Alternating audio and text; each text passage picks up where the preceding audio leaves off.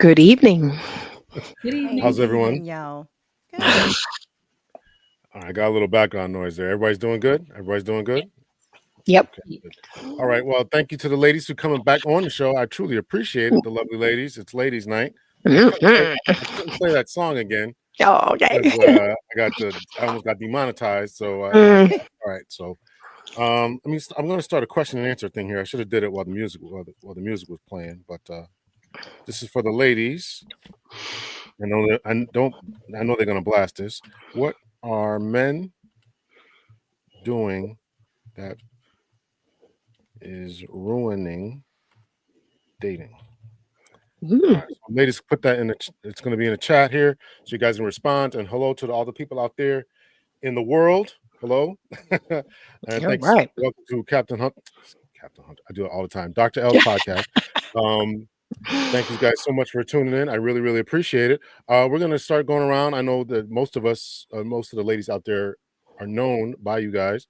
However, I still want to give you guys a chance to introduce just in case we have some new listeners, whatever. So we'll start with Trey Kearney. If you could and would introduce yourself, please. Hi, my name is Trey Kearney. I'm a certified life and relationship coach. I am specialized in helping men, women, and families heal from the devastation of infidelity. And I have a YouTube channel, New You Nation Network YouTube channel, that is all about relationships. Cool. Thank you so much.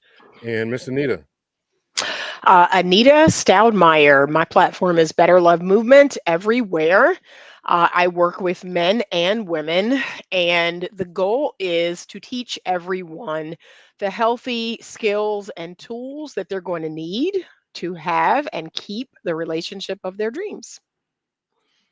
Very good. Thank you guys so much for that. So Garrett is saying hello. Yoli says hello. Y Square says hello. And Be Mindful, who's in the building, says hello. And if you would introduce yourself as Be Mindful. All right. Good evening, y'all. I am Be Mindful. I'm calling myself a love and intimacy coach. I think I kind of fell in that lane when I, switched my content over to talk about, sex. Because I ain't shying away from it. Sex, in particular for mature adults. When I say mature, I mean us, who are older, 45, 50 and over. And I do coach men and women. And, for some reason, I think men are resonating with me more. So most of my clients are men. So I am highly appreciative of that. And I do appreciate any man who's out there considering hiring a female relationship coach. So yeah, that is Be Mindful. Mhm. Okay. That's interesting. I kind of want to dig into that, but I won't. If you guys could You just can. okay, well maybe later. So I do want to know what and if it's too personal, you have to tell us. But what brought you to this field? Was it failed relationships? Was it the need to do better, self reflection? How'd you guys get into this particular field? We'll start with you, Trey. How did you get into this? I committed adultery, and Oh it Jesus. turned my life upside down. I mean, that's how I got into this. I committed adultery. It turned my life upside down. And I went on a journey, and I started going live on Periscope every morning. Mhm. And people were just coming in, and I was just telling them, like, my life is in shambles. And I was just sharing my journey. And women started saying, because I had a husband and a boyfriend who was married. So I was a married side chick. So the wives could resonate with me because the man I cheated on my husband with cheated on me. So I felt the pain of the wife. And then I was the side chick. So the wives were asking, why would I do that? So it kind of sort of just went into, they started to understand. I was like, well, I didn't do it to hurt the wife. I wasn't even thinking about her. I just wasn't in the Mhm. good space in my life. I was dysfunctional. And then I wrote a book, It's Healing Time, Restoring Hope in Women After Infidelity. People Mhm. started to ask me to speak places, and then women started resonating. And then I wrote a book, It's Healing Time, Men Hurt Too. And like V said, men started gravitating to me more than women. Mhm. And that's how I got into this relationship business. Mhm. Okay, very good. Thank you for that. I didn't know, Expected that. but but I just okay. We'll go to you, Anita. I've been a relationship scientist for the last 25 years. So I have always had an affinity for relationships as someone who was a former fearful avoidant attachment style.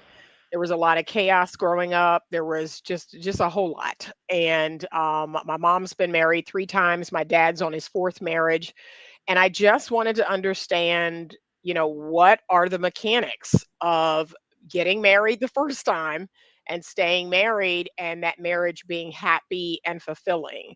I wanted to understand that for myself. Now, I've been married, I've also been divorced. And that kind of started me on that journey of really understanding the mechanics of healthy relationships. So I became a therapist, I became a licensed therapist, and then, I became a couples therapist. So that's pretty much 90% of the clients that I work with, they are couples. And a lot of people will say, well, you got to be married to be a couples therapist.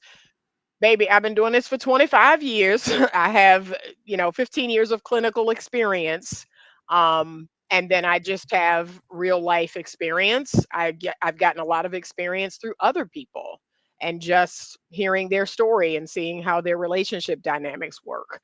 So to me, the knowledge is the knowledge, regardless of the relationship status of the person giving it. So That I part. want to say that because I keep getting that, and I'm just like, huh? Okay. Okay, very good. Thank you. V. Uh, well, um, well, I was cheated on. Well, first of all, I'm gonna say, Trey, I applaud you for your honesty. Thank Okay, you. a lot of people ain't gonna admit that, right? But I was married 12 years, and then I did get divorced.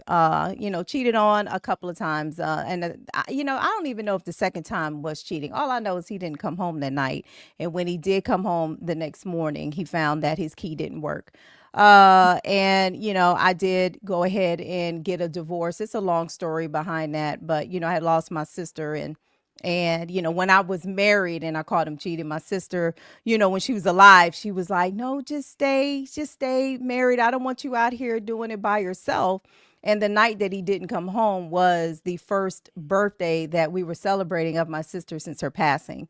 So I Wow. took it as a move on now. It's a wrap, Mm. right? And I took that as a hint, a big one. And I divorced him. We were hanging out, we were friends after that, as friendly as we could be, but we were hanging out, we were traveling, and we were doing all those things. But what I did not realize when I finally started dating again, that I was damaged.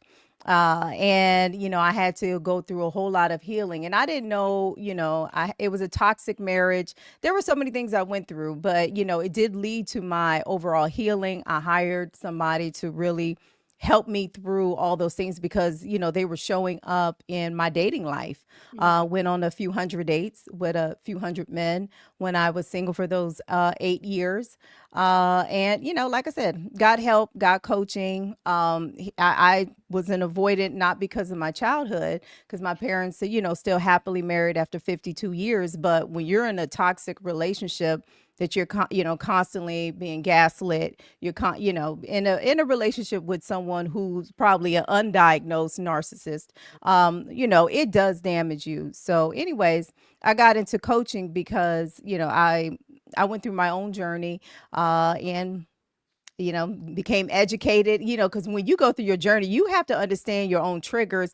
And I didn't for several years, but went through my own journey, did the healing, and started helping other people. And just to answer the quick question, I have raised 3 sons. My youngest has officially graduated high school, so I have no more minor children, praise God. Yeah. And I have 2 grandsons, right? And I have two grown nephews. And I think because I don't side, just because I'm a woman doesn't mean I side with women, right? And then the ability to communicate with men, I've been communicating with men for the last 30 years as I've been raising men, right? And I think that's why men just gravitate towards me, just because the way I communicate and the way I behave. Okay, I was going to ask you about that. So you feel that men, and I want to ask you the same question to Trey. Um, and you can probably chime in this too, Anita. You think that men gravitate towards the ladies, or between you two in particular, because of your communication style, or what do you think that it is that men are looking for, and particularly for coaching, that females are not able to give them? That females females are not, or men, male coaches are not able to give them. Male coaches are not able to give The- males whatever they're needing. Why are they going to the women? Well, I mean, unless they dating a man, I mean, why not? You don't you want to know a woman's perspective? Then why would you come and ask a woman? So I'm gonna give you exactly. I've dated a lot, and if you want an honest opinion, and I don't sugarcoat anything, I'm going to give you my honest opinion. Yes. Okay. And I think men come to me because, like V, I have 3 sons. I have a 30-year-old, 25-year-old, and a 16-year-old. And I started advocating for men unconsciously because people would say, my daughter, my daughter's body is a temple and all of this stuff. And I'm like, so is my son's. And my son deserves to be treated well. And just because you're not putting your hands on him doesn't mean you're not abusing him. You yelling and screaming at my son and cursing. And when I wrote my book, Men Hurt Too, I just talked about how I had damaged my son, how a mother is the first woman to disappoint her son, which can cause damage if the conversations are not had. And men just started listening because I was just being really honest about the struggles of men that I saw from the outside looking in from the inside. Because I've raised 3 men. So I saw my son's first heartbreak. I saw my son when he was insecure. I saw all of these things. And I said, and that's why the name of my book is Men Hurt Too. Because I started, again, unconsciously, like V said, it wasn't a decision. It was unconsciously advocating for them and saying things that made sense to them. And they just felt heard. Very good. Are you seeing that too, Anita? What's your thoughts about that? Well, I recently made a video about not being a gender loyalist. And I think people understand, I mean, and they know this about me, that the only thing I'm loyal to is righteousness. The only thing I'm loyal to is God's kingdom. So I wouldn't even call myself a political loyalist. I wouldn't even call myself a race loyalist. I wouldn't even call myself a Christian loyalist because, especially as long as we're down here in an earth suit, you got people of all races, all nationalities, all genders, all religions cutting up. And that's just, that's what I can't stand. I can't stand anyone that is just full of foolishness. So I think men find that refreshing, that I am not a gender loyalist. I'm not a girl's girl, because I will call a woman out with the quickness when it comes to the nonsense. That don't make no sense. Everybody have heard that on my platform many times. And then I'll say that to men too. That don't make no sense. So that's what I think it is. It's unique to come across a woman that is like that. Very good, very good. Thank you guys for your input there. We say hello to some people when we get into the show here. Hello to D. Thompson. Hello to Pierre Tolliver. New York Chocolate. Hello. I said hello to you, Yoli.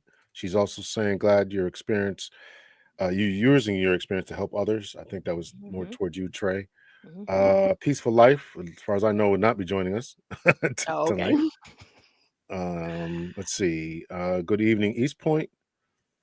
Good evening, Groovin Globally. Jennifer Williams, hello.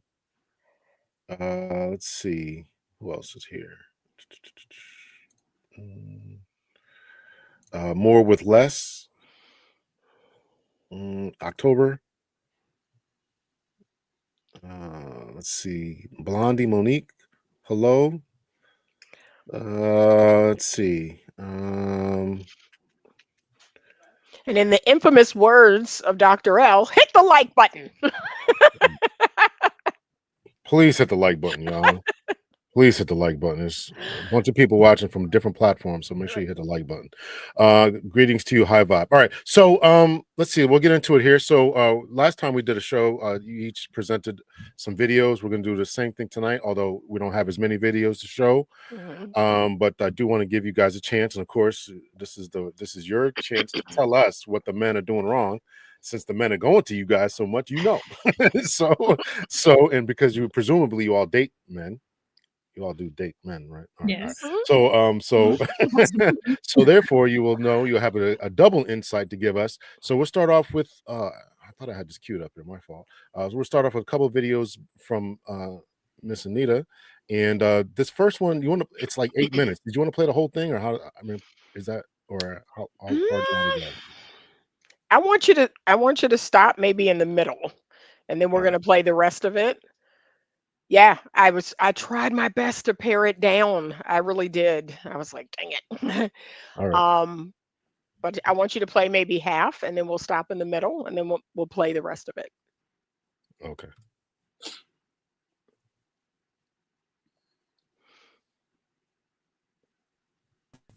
Want to help you guys develop the confidence, the charisma, and the skill sets and the abilities to be able to position yourself as a high-valued man so that you can walk up to a beautiful girl who's not like that, who's not running an OnlyFans, who doesn't have a massive social following, isn't trying to vie for other men's attention online, that you can go up and talk to. And like I said, some of these girls, on a scale of whatever, 9 to 10, they might be a 5, 6, or a 7, or an 8. That's okay. You're no 10 yourself, fella. You're not. So as you develop yourself, maybe if you develop a relationship with someone else who's a 5 or a 6, you guys can grow together. You guys can raise together. You can nurture one another. You can reach for your goals together. And you can together go from a 5 to a 6 to a 7 to an 8 to a 9. What a fucking awesome experience that would be. You can heal each other together. But if you're too busy living your life on social media and judging these chicks and then saying that all chicks are like that, you're wrong. And women, if you're so vain and you are so materialistic that you think the only kind of guy you deserve is some dude who's 6 foot or taller, who's rich and charismatic and funny, what are you bringing to the table other than a body count, other than your inability to cook and to provide a peaceful place that he can come after a hard day's work and rest and relax and put his guard down? I can tell you that that's what we men are looking for. And man, you've got to step up and be that guy, worthy of a woman who's willing to do that, to turn a house into a home, to keep it clean and peaceful, and provide the food, the love, and the respect that you're looking for. But for that to happen, dudes, you've got to earn. We've talked about this before. You got to be charismatic. You got to learn how to earn money. You got to show that you can be resourceful. You've got to have confidence. These used to be things that men just went out and did, acquired, got, developed. Now it's like, why should I have to do that to get a girl? Because that's what we have to do, you dumb. That's what we have to do. Because it is factory installed in this girl ever since her ancestors, who were cave ladies, girlies, cave chicks. They wanted a jacked caveman who could hunt and protect and provide so that they can have your babies and they can feel sheltered. It's genetically encoded in them. Just a modern version of that is making money. The modern version of that is being able to pay rent or a mortgage. And if you're using some kind of stupid excuse, but the inflation and the economy and the housing market and the job, shut the up, would you? Just shut the up. It is why so many of you are underperforming as men, that so many of these chicks are like, I can go out and make more money, with or without OnlyFans, by the way. I'm not saying all these chicks are out there making money with OnlyFans. I got plenty of awesome, independent, powerful women working in this building on my leadership team. They're making 6 figures. And these women, they're making the money, they're raising their kids, they're taking care of the household. So what exactly are you doing? And the big point I'm making. All right, that's like halfway through, so I've been cussed out enough here. So you You cave chicks here. You guys can you can start. Go ahead, Anita. So I enjoy Bedros Keuilian. I enjoy his podcast. The profanity is the only issue. However, he is one of many podcasts that I listen to for business. I listen to him to be motivated and inspired. But every now and again, he will make a podcast about relationships or about dating. And, the things that he mentioned, confidence, charisma, I would add being healthy, being fit, and developing yourself. These are the things that a lot of men today, they've gotten away from. They've gotten away from, as he's going to speak in the next 4 minutes, the gift of gab, right? As I've stated many times before, in my generation, men saw picking up women or getting numbers as a sport. Like that was something they regularly went out and did. They developed the skill, that gift of gab. They developed the skill of going up to people, asking for their number, small talk, buying drinks, or however they did it. And we have completely gotten away from that. And what's so interesting is men will do this online. Like they have an online version of that, but even that's awkward. Even that is very weird. It's very awkward. So, yeah, I think that is hardwired in us, that we want someone who's resourceful. We want someone who's, going to be that protector, that knows how to take care of things. And again, I'm not saying the man has to make millions of dollars, but I think it's the lack of ambition, it's the lack of drive. If you're making $40,000 and you have time to play, the Xbox all weekend, no, to me, that's time that you could be spending trying to figure out how to make more money. So, men are saying, oh, well, the average salary is 40 or 50. Okay, tell me the average time that man is watching porn, that man is playing video games. Again, it's one thing to play video games here and there. I'm not talking about that. I'm talking about men who are coming home every night. They're playing video games for 6 hours a night. Bruh, use that time to make money. Use that time in a more productive way. If you're making $30 or $40,000 a year and you have time to play Xbox, 6 hours a night, or PS5 or whatever, that's unacceptable. To me, you could do better. You could be better, as I always say. So those are my Okay. thoughts. Oh, okay. I appreciate that. I'll get to the other cave chicks in a second here. Okay. So I wanted to ask. So you brought up about the money. And you also talked about the sport of getting girls numbers and all that. Mhm.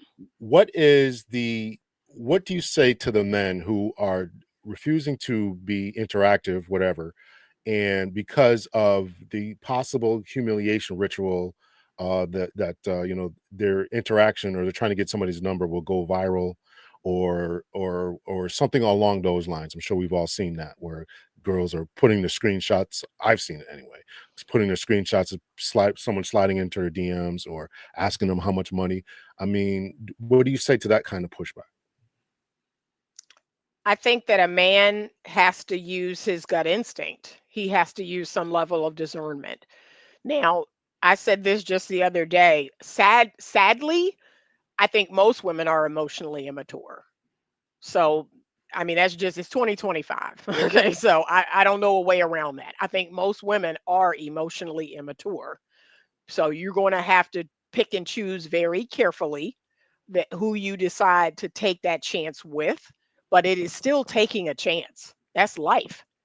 You still got to get out there and take a chance. You got to live. You got to try. You got to do. So use your discernment, use your gut instinct, right? I don't share all my deepest, darkest secrets with every man I've been on a date with. I use my discernment. And if I've been out on 2 or 3 dates and something about this guy just don't feel right, like I don't know if I can trust this guy, like then I'm not going to share my deepest, darkest secrets with him. Right, So I get that. I get that, yeah, but we're saying you're, and I've talked about this on my own channel, right? We as kids, we would go to amusement parks and we would have the exact competition. Who can get the most numbers, right? yep. I won a couple of times, just so everybody knows. I won a couple of times. But um that turning down ritual is vastly different from today. And guys today don't want to take that. It would be one thing if you just turn me down, oh no, whatever. Her friends are standing over there giggling and whatever. But now the whole world may be giggling at you. You have to see that there may be a difference in that. It, I it, don't think that people our age should be engaging in screenshots. Pick up the phone and call somebody. Like, I don't think we should. I don't even think a woman my age and men need to stop dating women with that age in that age bracket that do that kind of stuff. So, of course, if you're dating a 35-year-old, you're going to have 35-year-old women experiences. We're talking about mistakes men are making in dating. You want to go and DM a 25-year-old, a 35-year-old, and get screenshot instead of dealing with a mature woman your age that you can't manipulate, or for whatever reason you're going that route. So you're putting yourself in a situation to be screenshotted or whatever they call, or laughed at on social media because you jump into somebody's DMs instead of being a mature man and dealing with mature women your own age. Because I can guarantee you that me, V, and Anita ain't screenshot nothing. And the women that I'm in contact with that are my age, and I'm around women, I'm 55. So I don't even know a lot of women my age who actually engage in social media like that. We're here because we work on social media, like our brands and all of this different stuff. Yep. But 9 times out of 10, women 45 years and up, they're not on social media screenshotting DMs or putting their screenshot from their text messages. That's y'all out here messing with these young, immature women who are supposed to be doing that with young, immature men. So step your game up. Stop messing with these little girls, talking about 50-year-old women. They all the same. They all doing this. And no, we're not. That's why you're in a situation where you're getting screenshots. Okay, I definitely hear that. I definitely hear that. So the guy, what's his name? Baloo, what's his name? Bedros Keuilian? Bedros Keuilian is presumably talking to men sub 35. Presumably. We 55. 50. I get that. But he's talking to. So first of all, Chandra Sumara said she's seen older females do it. And second of all,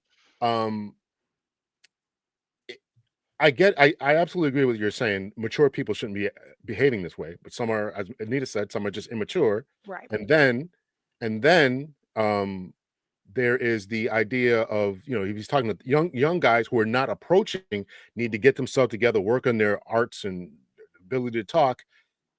That may be an inhibition to them talking or stepping out or being more bold as my generation was. I'm just saying. You have any thoughts about that, V? Sorry, I had to go on mute because my dog barking at these kids playing outside. So, just referencing, I'm not going to address the screenshot thing. Like I'm like Trey, I don't know too many women that's out here, but hey, I don't doubt it because we see, you scroll on social media long enough, you're going to see all kinds of things. So I don't doubt that, there are some people doing some ignorant things, but they keep getting the same ignorant results and wonder why. Right. But as far as like the video, I do think, because I'm definitely not one-sided, but I do think that men do need to level up. And I've said it many, many times before. You'll see men and okay, so my oldest son would be like, "No, Ma, we don't go for the 8, 9s, and 10s because they're good to look at, absolutely, but a lot of times there's no substance there. Right. Especially if, and this is for the younger folks, right? Especially if they're on social media, they're leading with their beauty and then they wondering why men are using them, right? And just like if a man is leading with his money, like he want to show his money, he want to show his car. I got this Facebook friend and I tried to unfriend him, right? And then he sent me a message and he was like, I'm like, so are we notified when you unfriend people on Facebook? Because he sent me a message right away. Okay, well then I got a message and was like, V, what are you doing? And I'm thinking, because all you doing is showing your money and then do not be surprised when somebody is attracted to what you're showing, your house, your cars, your this and that. It's like, can we stop being surprised if you lead with that energy? I mean, that's how you're going to attract people that's not even interested in you. They're just interested in your money, your booty, your boobies, you know, in the way you look, right? So, anyway, I digress on that part. But when I see like men, they will want, you know, for the average man, I don't know about this 40, 50K, because I'm like, Garrett, I don't know where you live, because I'm in the DMV. Don't no man around here on average make no 40. Well, my interns, my baby interns that work for me, they make 55,000 and they ain't got their college degree yet. So that's why I'm like, where is the average man making 40? Maybe in Mississippi, okay, or West Virginia, but not around here, right? Okay, so yeah, I was like, okay, I know maybe across the U.S. I don't live across the U.S. I live in the D.C. area. Anyways, okay, you know, but the 55-year-old guy, the guy who's making 55K or whatever the average is for the DMV area, I don't know what it is, but whatever it's probably about 150. If I were to guess for an average black man, there's no way average men are making 150 grand in the DMV. The average educated black man in the DMV. No. And in New York and New Jersey? I think so. At least 100. At least 100. Okay. Dr. L. I mean, Anita, am I lying about that? Like, you live close to the DMV? No, I'm like, yes. The average. Yeah, that's an expensive area. Yeah. Okay. All right. Okay. So, okay. You want to play the rest of the video here? Yes, please. Okay. Allowed the opposition to declaw you, defang you, to take away your masculinity, to take away your rightful role as a man, which is to hunt, to provide, to protect, to preside. And all of these things are what women want. And in the absence of it, because you have allowed yourself to get feminized, you have allowed yourself to get out of shape, you haven't developed any skills to make money, and most of all, you don't have the gift of gab. On that same episode that I was watching on the, what was it called? The CEO, the Diary of a CEO. The guest on there was like, hey man, if you can make a chick laugh, you can get her naked. And that's so true, right? Like, chicks want to laugh. They want to feel safe. They want to know that they're protected. They want to know that you're like, I got you. I got us. We're good. You don't have to worry about going out there and making money.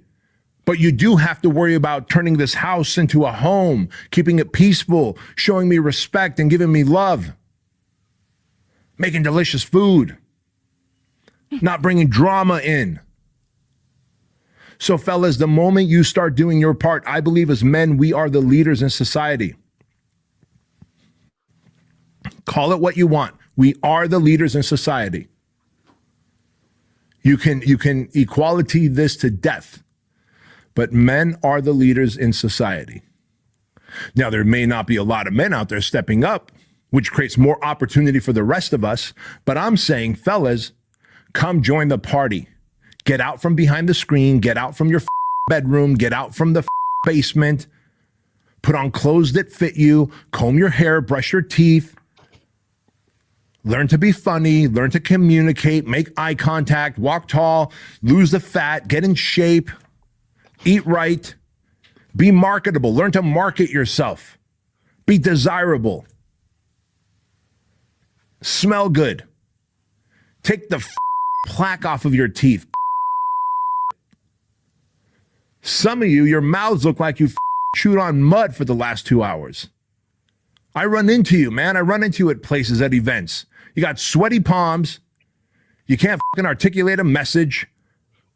Like, you want to take a picture? You want we meet? Great, let's take a picture. You bumble around for 20 minutes trying to say, can we take a picture? Just say, hey, B, I'm a big fan. Can we take a picture together? Oh, by the way, this is what I do to help society and humanity.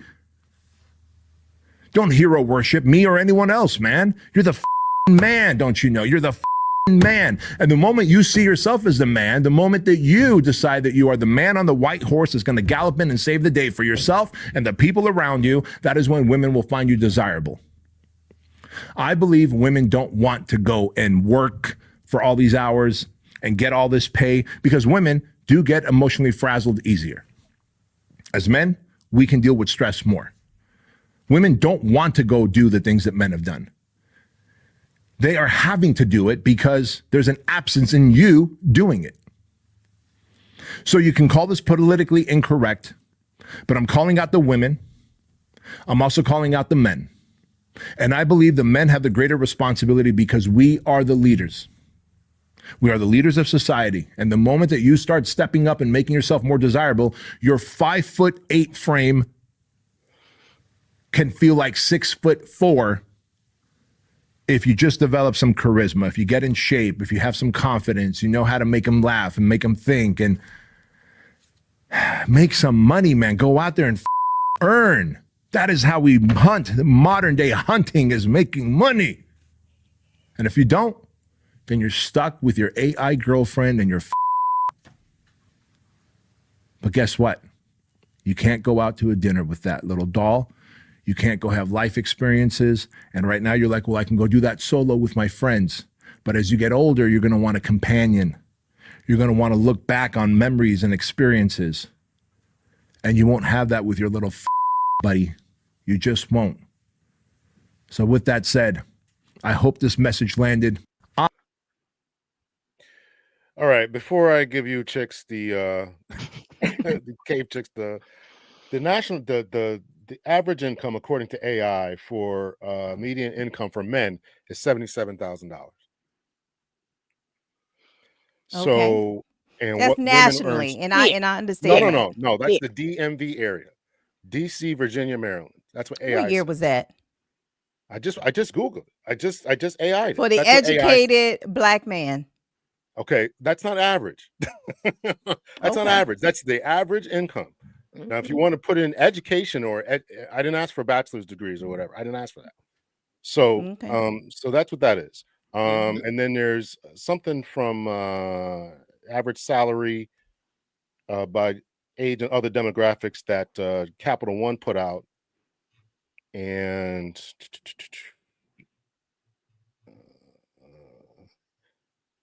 these are all some of these are they don't break it down enough, but the states with the most average income, and this doesn't say men or women, but it's California, Colorado, Connecticut, DC, Massachusetts, New Jersey, New York, and Virginia. That's $1,667 a week. Now I'm not doing the math. You guys can put the calculators in and see what that is a month or a year. And then to get Maryland in there is between 1405 to 1666. That's average a week. So that's what that says. Go ahead. Okay. So again, this is 8 minutes of 100 episodes that this man has done. This is simply 8 minutes. This is your introduction to him. This is someone I've been looking at and getting business advice from and getting inspired from. But the bottom line is this. Yes, this is a Gen X man. This is also a Russian immigrant. So he is different than your average young, American male. Like he has a different work ethic. He has different thoughts and beliefs about a lot of different things. I resonate with it. I resonate with definitely most of the people in my generation. I also resonate with the immigrant experience, even though my family is not that. But one thing that I will say about my family is we don't like the victim mentality. We don't buy into the victim mentality. That's not our thing. Is the pointing fingers and the blaming and it's them, it's this, it's that, men often tell women and they use it as a cut. They'll say, "Oh, your baby daddy cheated on you or he ran off or this or that. You should choose better."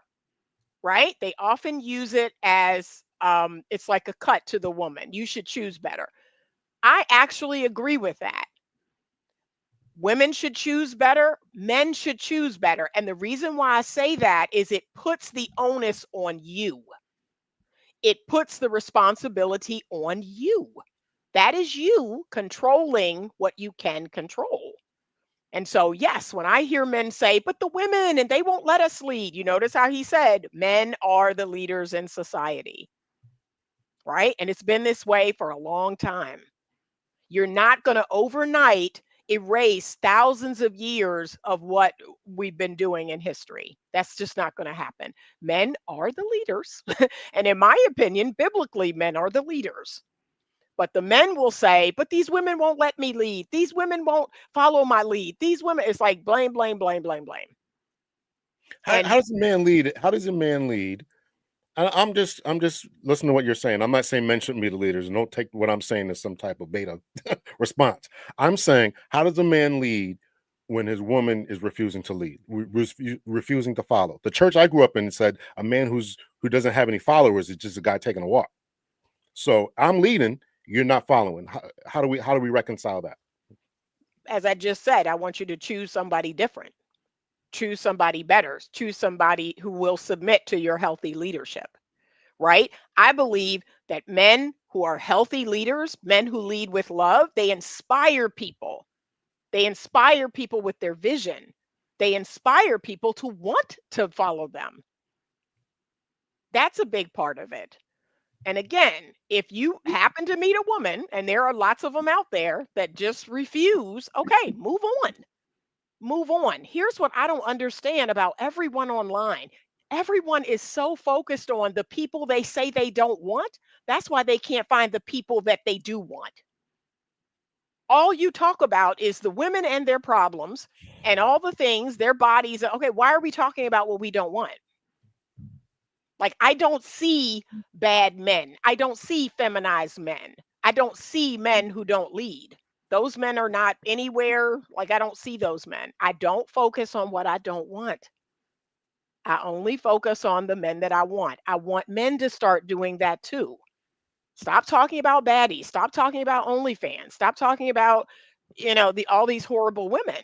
That's why you don't have a good one, because you are so focused on the thing you say you don't want. But yes, I want to see men get fit again. I want to see men be bold and brave again and courageous again. And I don't want to hear all these excuses about the Me Too and the this and the that and all. Men have built entire nations. They have been doing this for thousands of years. And all of a sudden, a woman whipping out her camera, emasculates you. It's not. I That think don't make sense. That don't make respect. sense. I got you.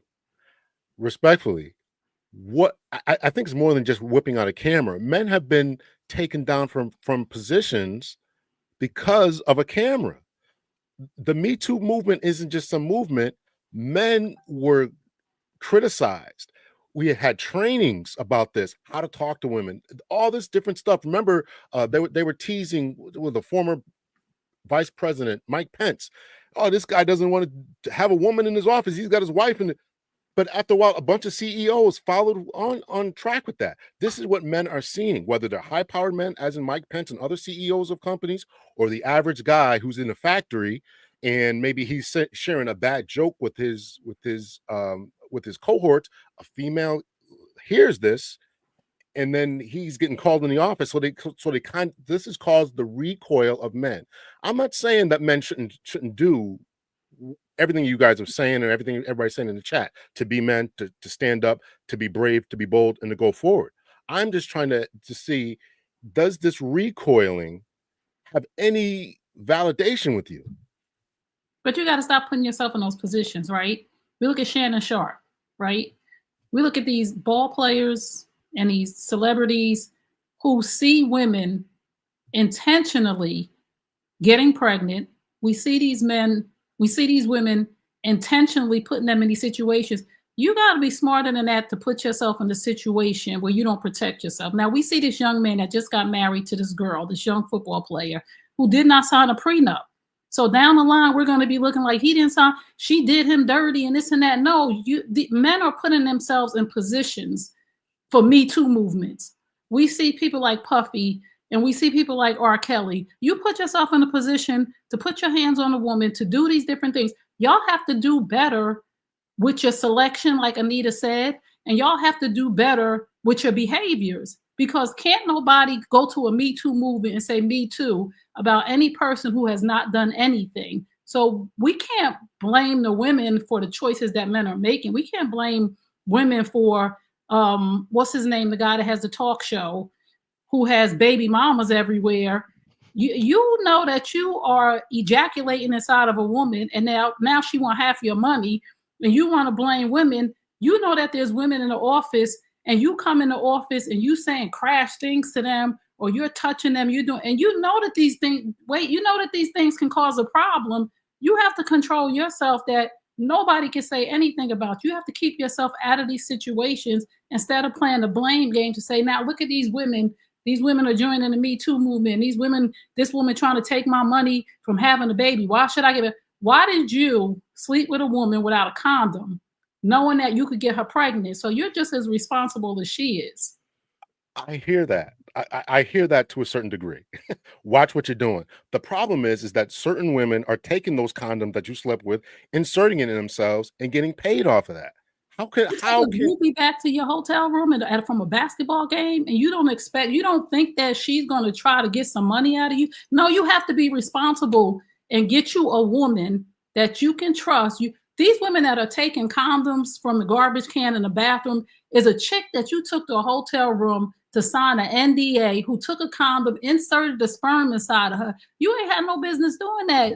We have what's his name, Deion Sanders, I believe, that takes these young men and brings a whore, basically, an influencer, to tell them the game, and they still go fuck around. Oh, excuse me. They still go mess around with some chicken head and end up pregnant when you've been schooled and you still let your dick control what you wanted, and now you complaining and blaming a woman that went and took a condom when you had classes that said, don't take these whores, don't take these groupies to your hotel room.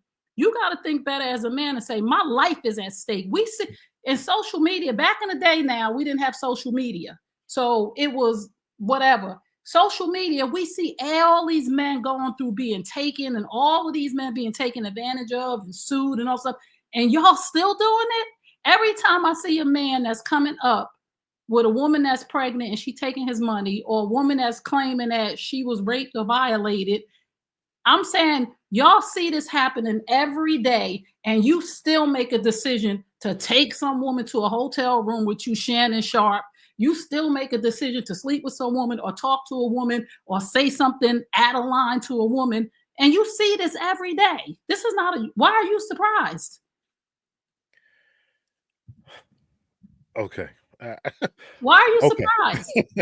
This real knowledge, this seeing. Right. I get that to a certain point, and we're all saying, the men, particularly in the manosphere red pill spaces, are definitely saying, knock this off, become adults. Last night I listened to a 5-hour stream talking exactly about this Travis Hunter kid and what you just talked about. I definitely get it, and I agree with that. We got to make better decisions. Stop thinking with your little head. Totally agree with that. Do average men, I'm going to play your next video after this question. Do average men deserve love and attention and affection from a woman? Yes. Okay. So average men, you all agree with that?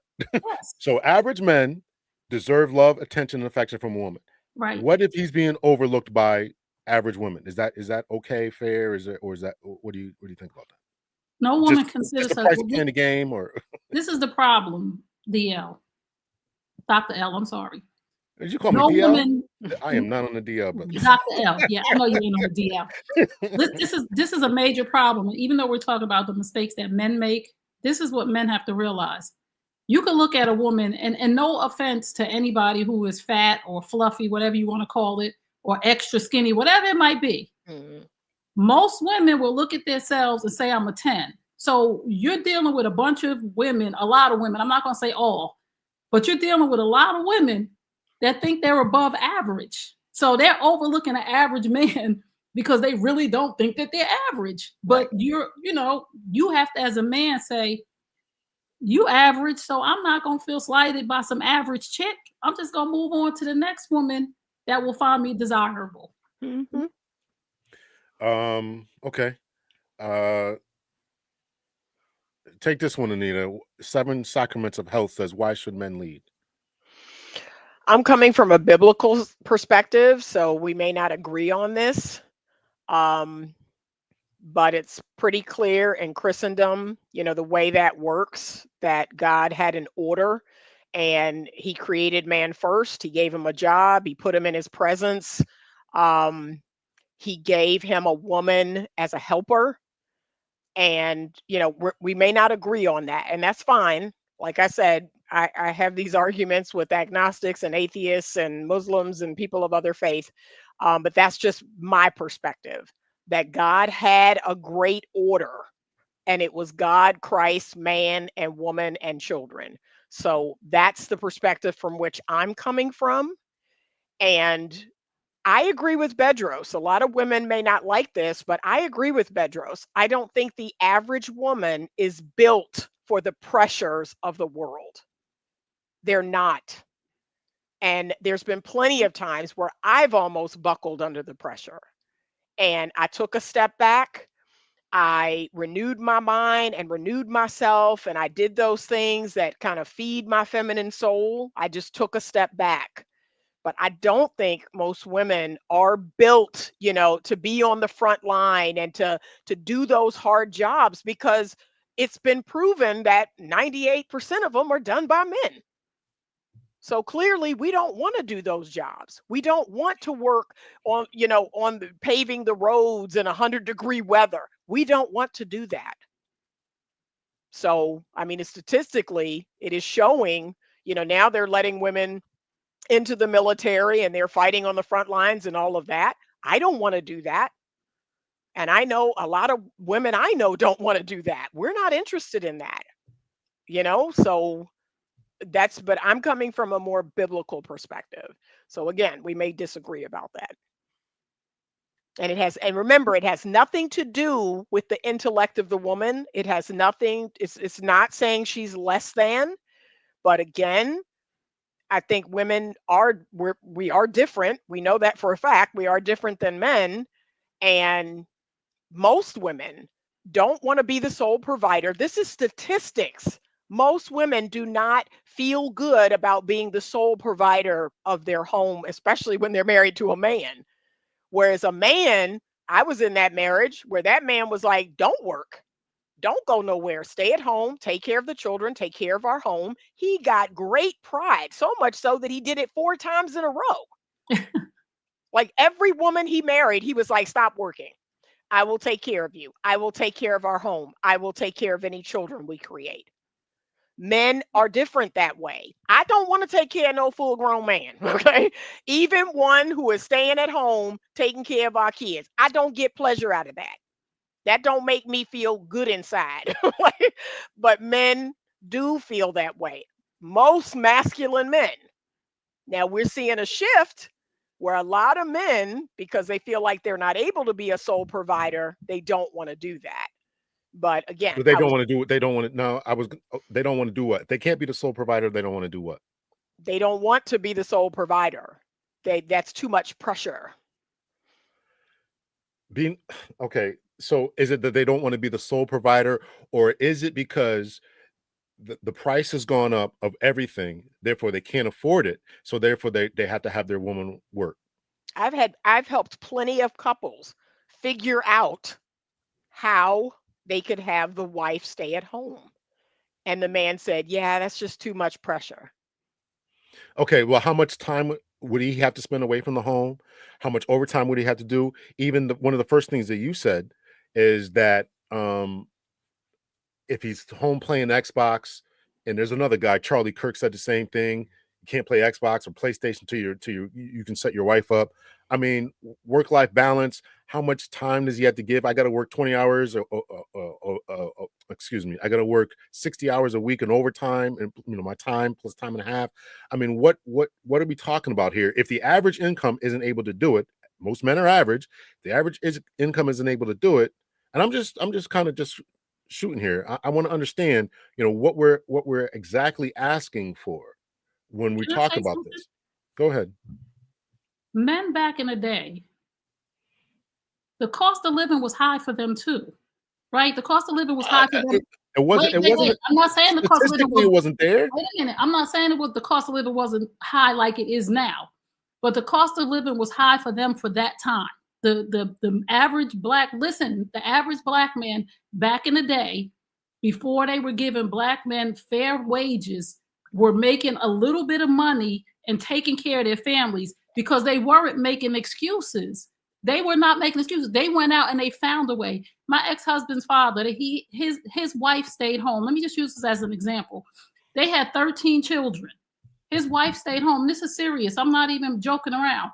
He got a skill. He started working at a certain store, and I don't want to put it on blast.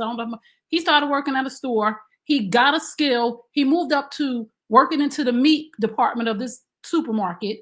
Then he became the head butcher because he knew that he had to provide for 13 children. So he didn't stay in a certain department and say, well, I only make $25,000 a year. His wife was home raising 13 children. He said, I have to get another skill in this supermarket that makes more money than everybody else. And he moved to the meat department where he was packing meat until he was the head butcher and he was making a higher salary. Men have to stop making excuses about, well, my salary is this. Then move up, get another skill like Anita said. Go and get you a skill, go become something else, go get your little, and this, some stuff don't take a lot of time. You can work-life balance. Women are out here making a lot of money in 7 hours, finding things, getting skills, and elevating themselves. Like you go from being a stock boy to the cashier, to the butcher, to meat stacking, to the head butcher,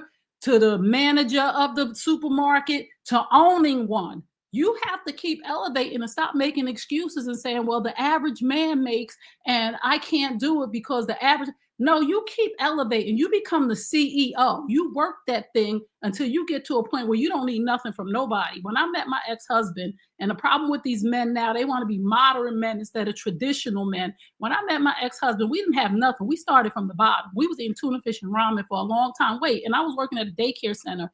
That man said, I'm not taking a dime from you, because his father raised him that if you want to marry a woman, you need to take care of her. You shouldn't be expecting, no man, especially 45 and up, should be expecting a dime from nobody. If that woman walked out of that house tomorrow, he should be able to maintain, sustain, and remain in the same situation that they're in, with the mortgage, with the car note, with the electric, with the cable, at the level that she met him at. She should be able to accept that he's a teacher. This is where we're going to live. But no man should be making no excuses and expecting nothing from nobody. And that's the problem with men today. I need 50-50. I'm expecting something from you. No, you should be able to take care of a home by yourself. Sorry, not sorry. Here's my disagreement with what you just said. I'm not talking. I've admitted men need to level up. I agree with that. I understand that. But what you said in there was key. You said that where we met at, you were doing this X, Y, and Z. So today's people are meeting at this place and they're saying, if you don't make six figures, if you don't have all this walking through the door, that's what I want to press on. What you're talking about leveling up, I agree with that. I agree with that 100%. But meet me where I'm at today. You would probably get a lot more men to come out of their mama's basements, get off the game. If they're $25,000, $30,000, $45,000 a year, they would get a woman who would either work with them, live under their or be able to live under their support or whatever. But that's not what you're hearing today. What you're hearing today is vastly more. And you know, I'm not an economist, but whatever the rates were at that time, obviously they were able to support a family of 13. We all had grandparents, you know, 12 kids, 13 kids. They were able to do it, even with overtime, even with hustling, working on Saturdays and Sundays. Okay, that is impossible today. And I'm not making excuses. The average home is now $400,000. It's not impossible. And people have student loans. It's what we're talking about. So you have to meet a man where he is today. He's got whatever he's got, $30,000. The average man, again, making 30 years old, is making somewhere like $40,000 roughly. He can't buy a home. He may be living in an apartment. My point is, meet the man in the apartment as you build up.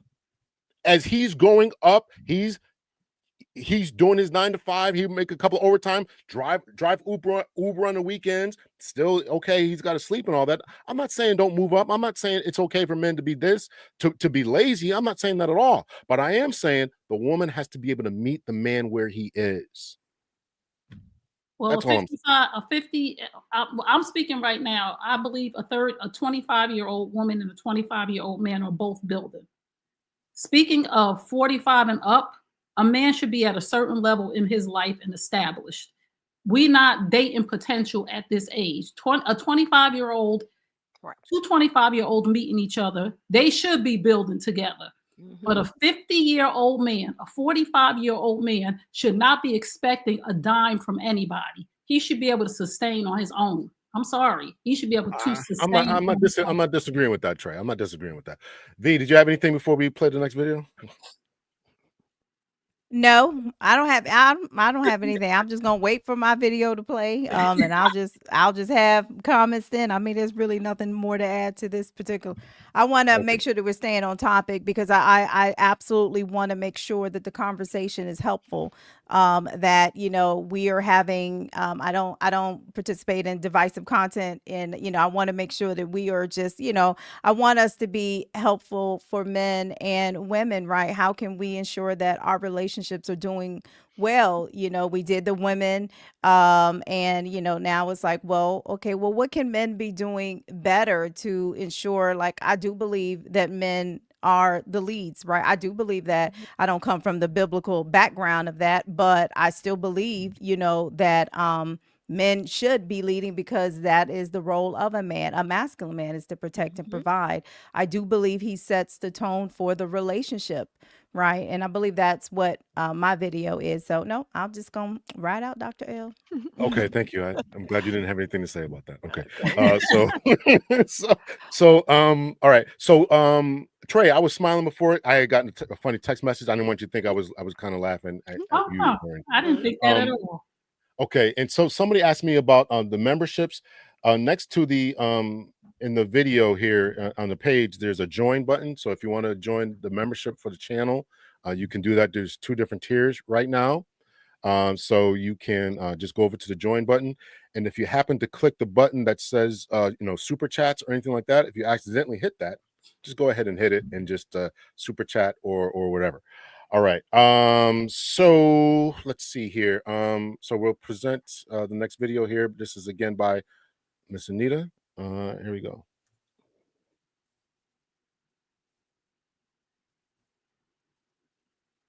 How to tell men, no matter how much you criticize women, it all starts with men. Case in point, why is OnlyFans $1 billion industry? Why?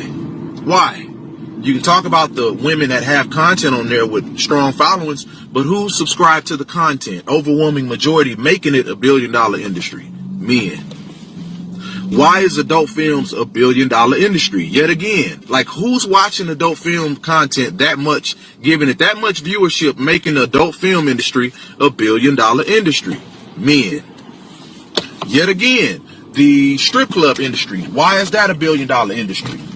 You can criticize the women that work there. You can talk about the lifestyle of the dancers. You can talk about the lifestyle of the strippers. But who's subscribing to these strip clubs? Who's keeping the lights on at these strip clubs? Men. And so that's why I say no matter what y'all say and how much y'all try to pick women apart, criticizing, analyzing, finding something wrong with every category of women, it all falls back to the men. And until the men get their affairs in order, everything is going to be out of its God-ordained alignment, the way he intends it to be. And until men get their affairs in order, everything is going to be out of its God-ordained alignment. Case in point, if a woman is at the bar and somebody slips something in her drink and she passes out, who physically has the strength to carry her out and take advantage of her? Unfortunately, on average, a man does. If a woman is walking by herself, and it's whether it's broad daylight or nighttime, and she's thrown into the van, never to be seen again when we're talking about this sex trafficking thing, who on average has the physical strength to do that? A man does. A man. When we talk about the R. Kellys, the Diddy's, and all this other stuff, who did they have on their payroll? Majority, on average, that was turning a blind eye, making sure the exit doors were locked so people get violated. Men. Are women perfect? No. Women are not perfect. It's a lot of flawed women out here. Trust me. I know. But it all starts with the men. And until we get our affairs in order as men, becoming godly leaders over ourselves, in our households, over our families, whether you want to talk about a man being, running this country, politician, everything is going to be out of its God-ordained alignment. We got to get our affairs in order, fellas. That's why I try to tell men, no matter how much you criticize. Okay.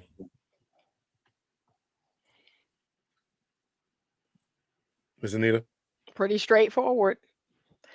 And yet, there's going to be a whole lot of men that their shame wound is going to be triggered, right? They immediately want to deflect to the women. So instead of taking that medicine, instead of, what we know to be statistical truth, y'all love logic, you love fact.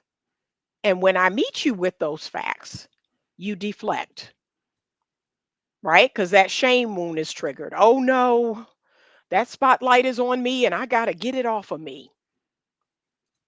But like I said, I do this all day. I do this with men and I do this with women. I am not a gender loyalist. When I see people behaving badly, I call it out. Okay, but men are the leaders.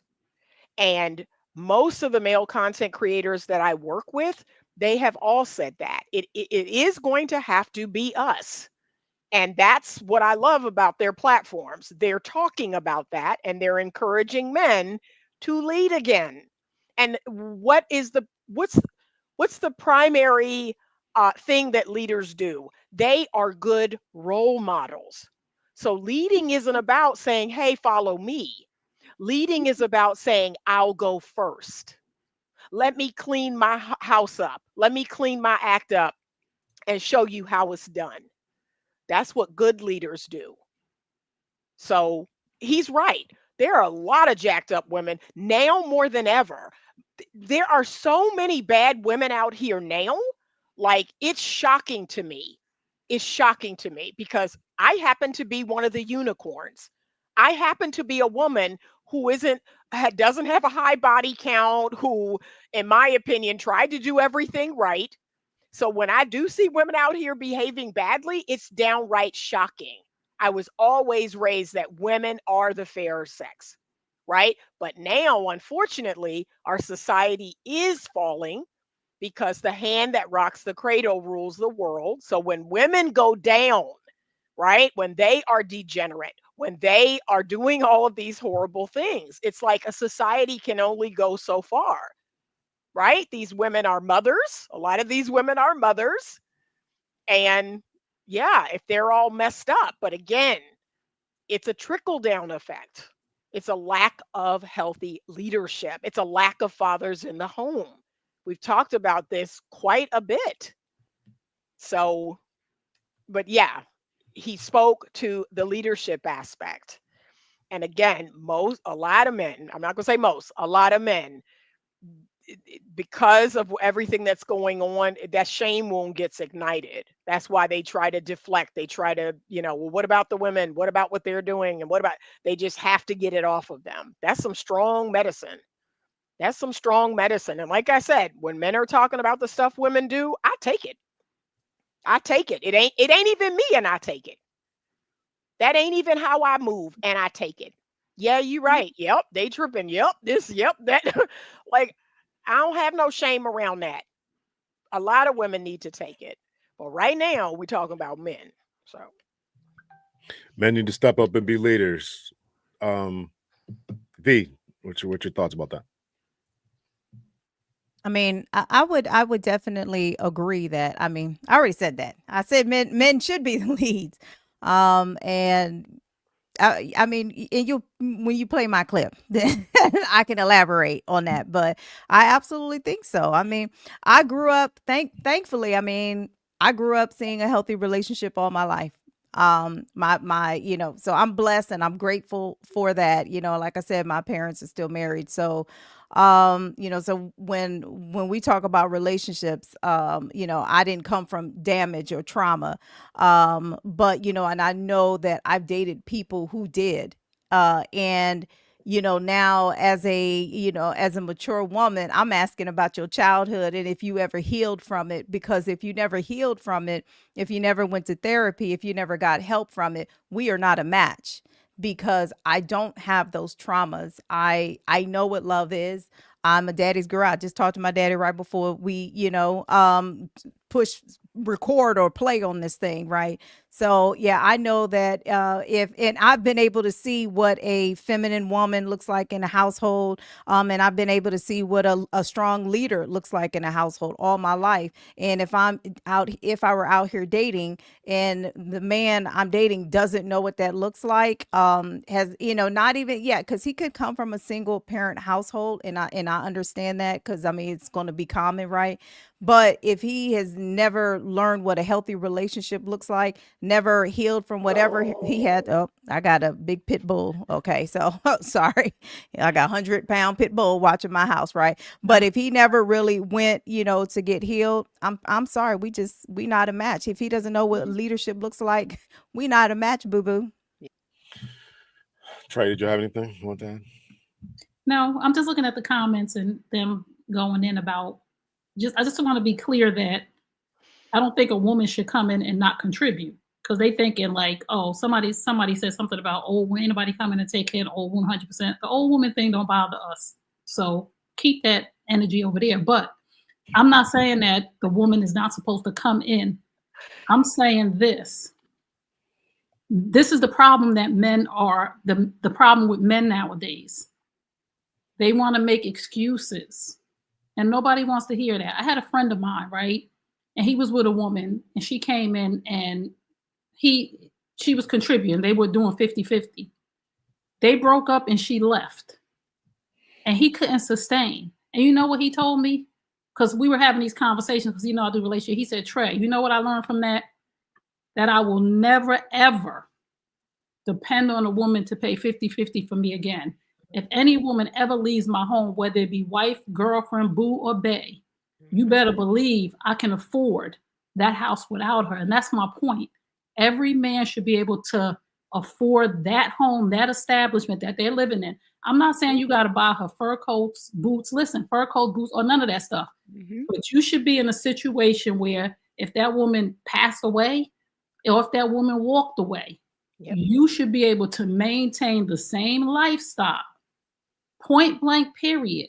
And again, the man that is providing and protecting, that is an adult, that is established and doing his thing, the right woman will come in and contribute, whether she's working or a stay-at-home mom. She will put her money towards vacations. She will put her money toward decorating that home. I'm not saying that no woman on here, me, V, or Anita, wants some man to put us up in somewhere and be a sugar daddy of none of that. Nope. That man that we want in our life better have us be sustained, better be established in a certain way.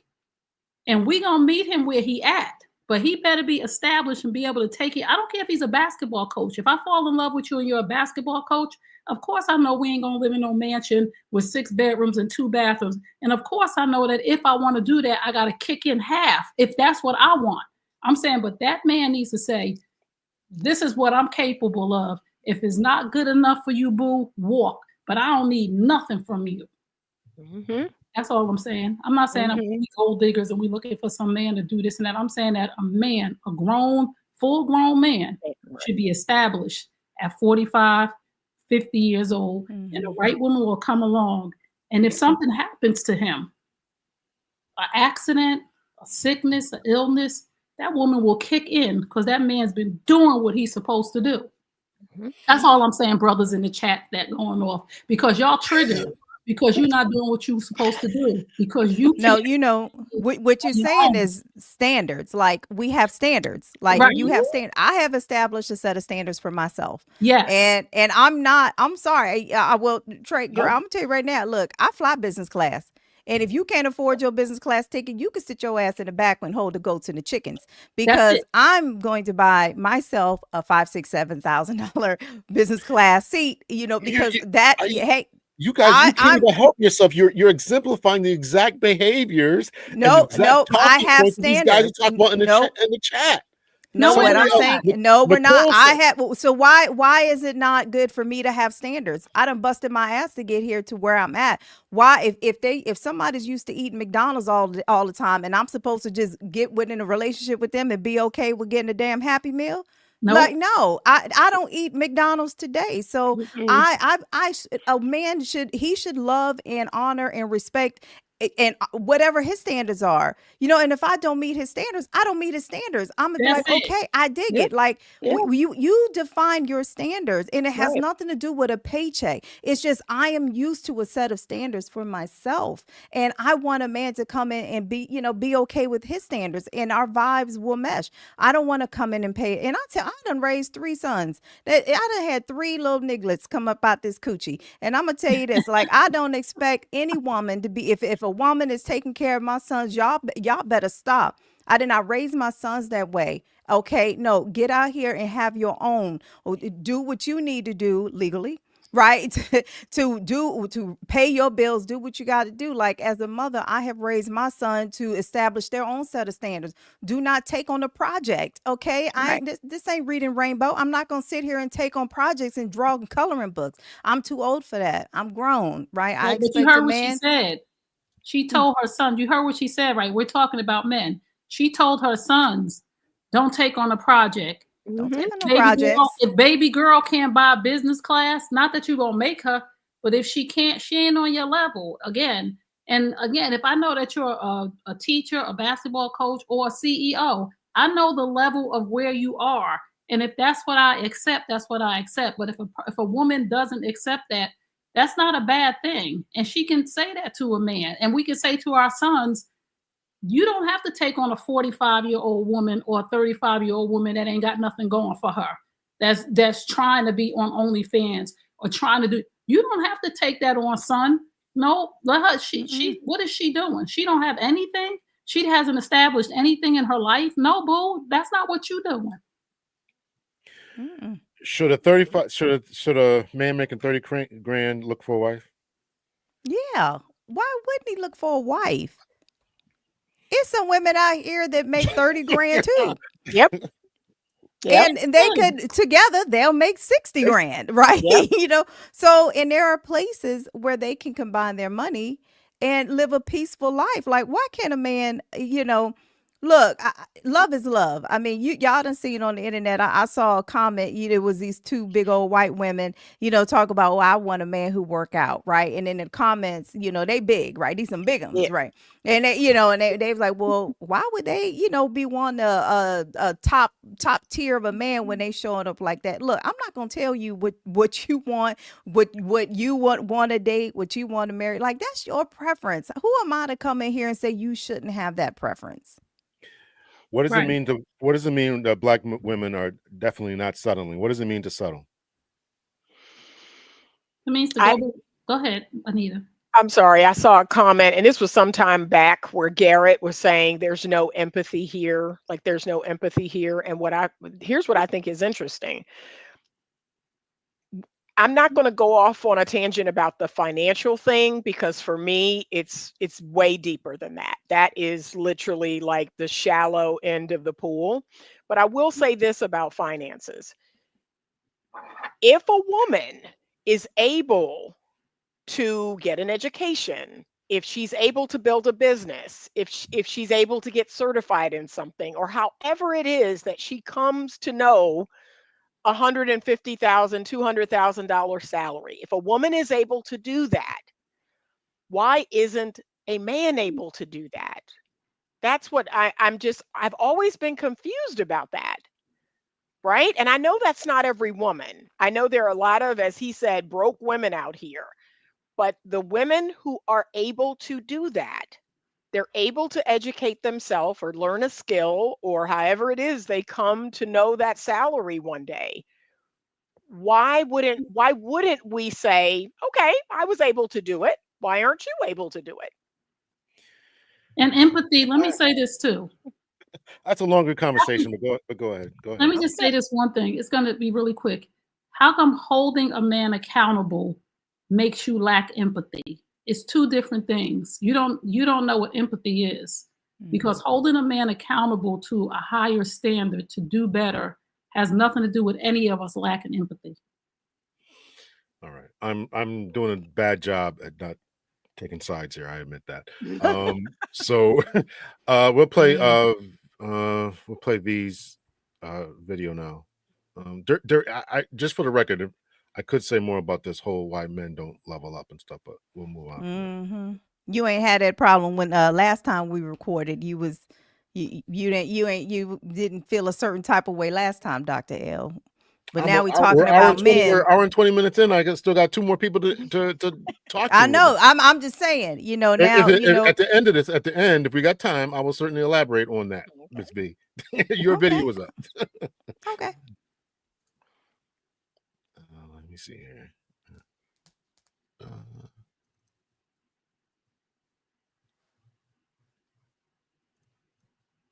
Woman is only masculine with you because you're feminine. That same woman you complained about, the same woman you said wasn't soft, the same woman you said she complains all the time, is with this man, and she is soft, she's feminine because he makes her feel secure, safe. He brings out everything in her that you were unable to do because you were looking for a mother figure. You were looking for a roommate. This man put this woman on the throne and loved her from the bottom of her feet to the top of her head. You have to remember one thing, you weak men. Women are only masculine around feminine men. Masculine men can even make the toughest woman, regardless of her background, melt like butter in his hand because he elevates her. He speaks to her soul. He uplifts her mentally, physically, spiritually, and financially. So rather than you saying, oh, then my woman is masculine, no, you should be saying, I'm feminine, and that's why I have a masculine woman. You have to get a reality check. These women are all feminine, but it takes a real masculine man to unlock it because she's become hard around you soft men. That woman is only masculine with you. All right. Ooh. That's the truth. That's the truth, because we hear it all the time. And that especially black women, we're not feminine, and that there's a whole history there, right? I mean, statistically, we are typically leading our homes, right? And so we're doing a lot more than those who might not be leading in their homes. So because of life circumstances, and I can't stand when black men say, well, I don't date black women because, they're so masculine. They got attitudes, and then they single moms. And I'd be like, well, who the hell made them single moms? I mean, everybody plays a part in here. That's why, Dr. Ed, don't give me that. We have to be accountable for, each one of us have to be accountable for the part we play, right? Okay, so you get with a woman, and, I can't stand when men say, you should come to the relationship knowing how to be feminine. A woman knows how to be feminine.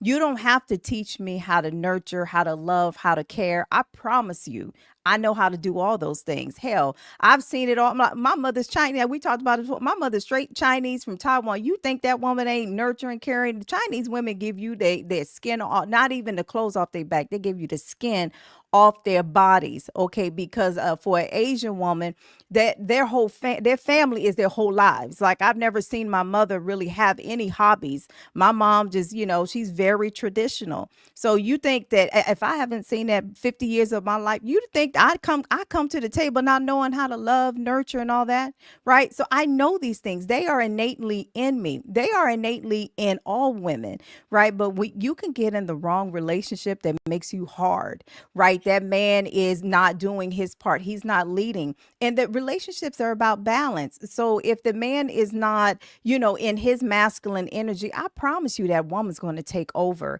And now you got this hard woman, this masculine woman that you're complaining about, that she's doing the most. And it's like, wait a minute, boo-boo, somebody has to get in this house and lead.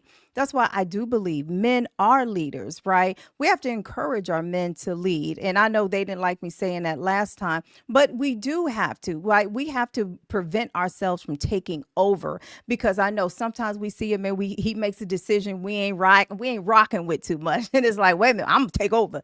Give that man an opportunity to self-correct. Maybe he didn't make the right decision, for the household, but allow that man to learn his lesson from it, because if you take over, he's never going to know how to lead. But I do strongly believe that the balance in the household is determined by the man in the household. Let him show up to be strong, masculine, right? Allow us to feel safe in his presence. Like if I hear noise in the middle of the night, am I supposed to go grab my damn gun and bat? Like, dude, get your ass up and go see what the noise is. And even though I got this big dog, right? But still, do what you're supposed to do, because a woman wants to feel physically safe, emotionally safe as well, right? Yeah, I don't want to walk down the alley and you gotta get behind my back if we got a knuck and buck, right? I'm not trying to go down that alley and look through the corners and stuff and count the exits and all this other stuff. The man should be doing that. But if a man isn't doing that and she has to do that, she don't need you.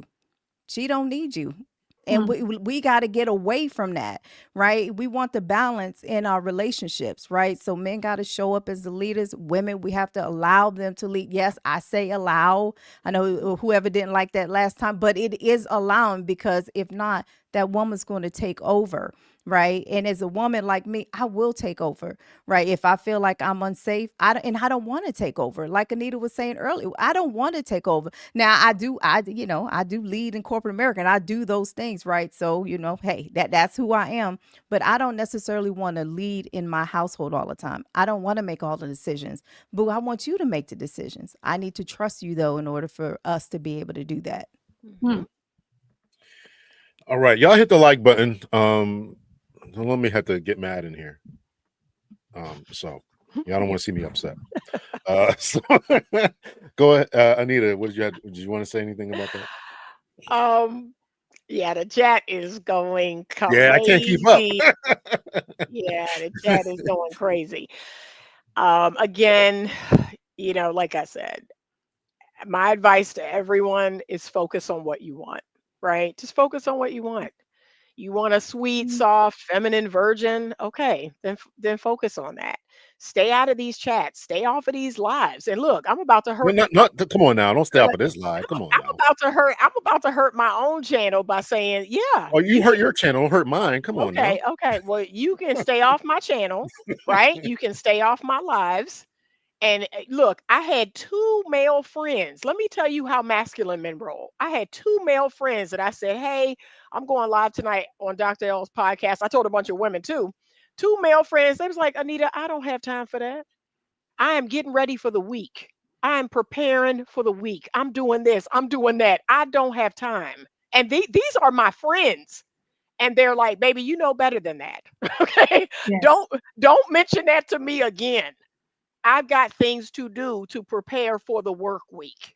That's what they doing. All my female friends was like, yeah, girl, I'll be there. Like the men I know, baby, don't do that. Don't invite me to these little things. I don't have time for that.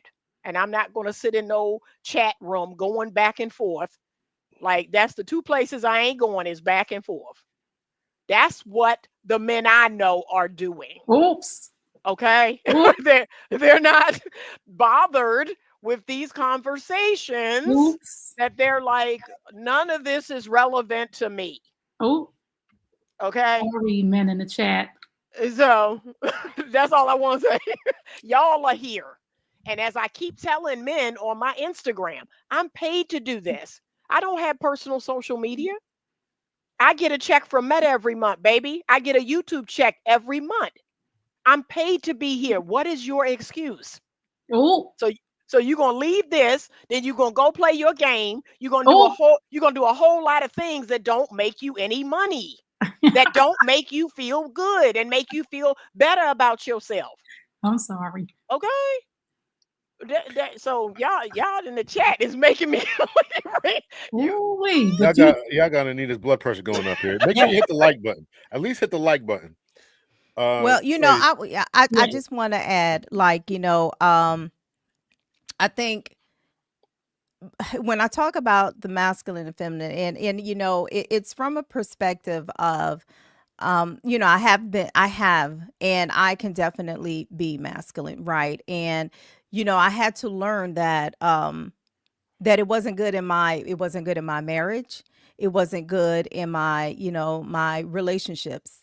And I didn't understand what it was, and going on dates when I was dating a lot, competing against the man. Oh, he has all this going on. Well, shoot, I have all of that going on as well, right? And listing my accolades and how many houses I have, and all this other stuff, and not realizing that I'm not showing up to be, feminine, I would say. I don't care about being ladylike. That has never bothered me. My mouth is my mouth, and I'm gonna speak the truth, right? Now, am I ever disrespectful? Oh, my AirPod fell out. Am I ever disrespectful? No, I'm not. I'm never going to tear a man down. My daddy taught me that, okay? And that's something I'm not going to do.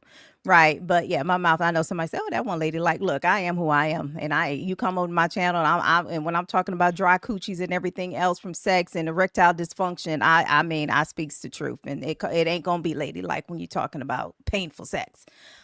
Anyways, I just think the conversation, though, is needed, because my goal is to bridge the gap. Like, how can we, balance out our relationships? Because for those who desire to be married, not everybody desires to be married. And we have to stop that narrative like, oh, that's why you single. Look, when people say that to other people, I'm like, that's just ignorant, right? The definition in success in life does not equate to your marital status, right? If that is how you have judged the epitome of life, then you are not living, right? Having healthy relationships around you, whether that be with your children, your parents, your friends, that is how you should equate success, not because you got somebody laying next to you in the bed every night that said, I do to you, and y'all sitting here ain't had sex in 12, 13 months. Y'all don't talk to each other. Y'all don't have good pillow talk, and y'all might even be cheating on each other, right? So marriage to me has never been the epitome of, a successful relationship. But if you desire a relationship, right, let's try to just have balance, right? Let's figure it out together, so I want it to be helpful, as in, y'all, what might be messing up your relationship is, the masculine and the feminine balance, right? It's very, very, very common. All right. Trey, did you have anything? Or that can segue into what I was going to talk about. Go for it. You're up. This is what I want men to know about dating, and not just dating, but in relationships.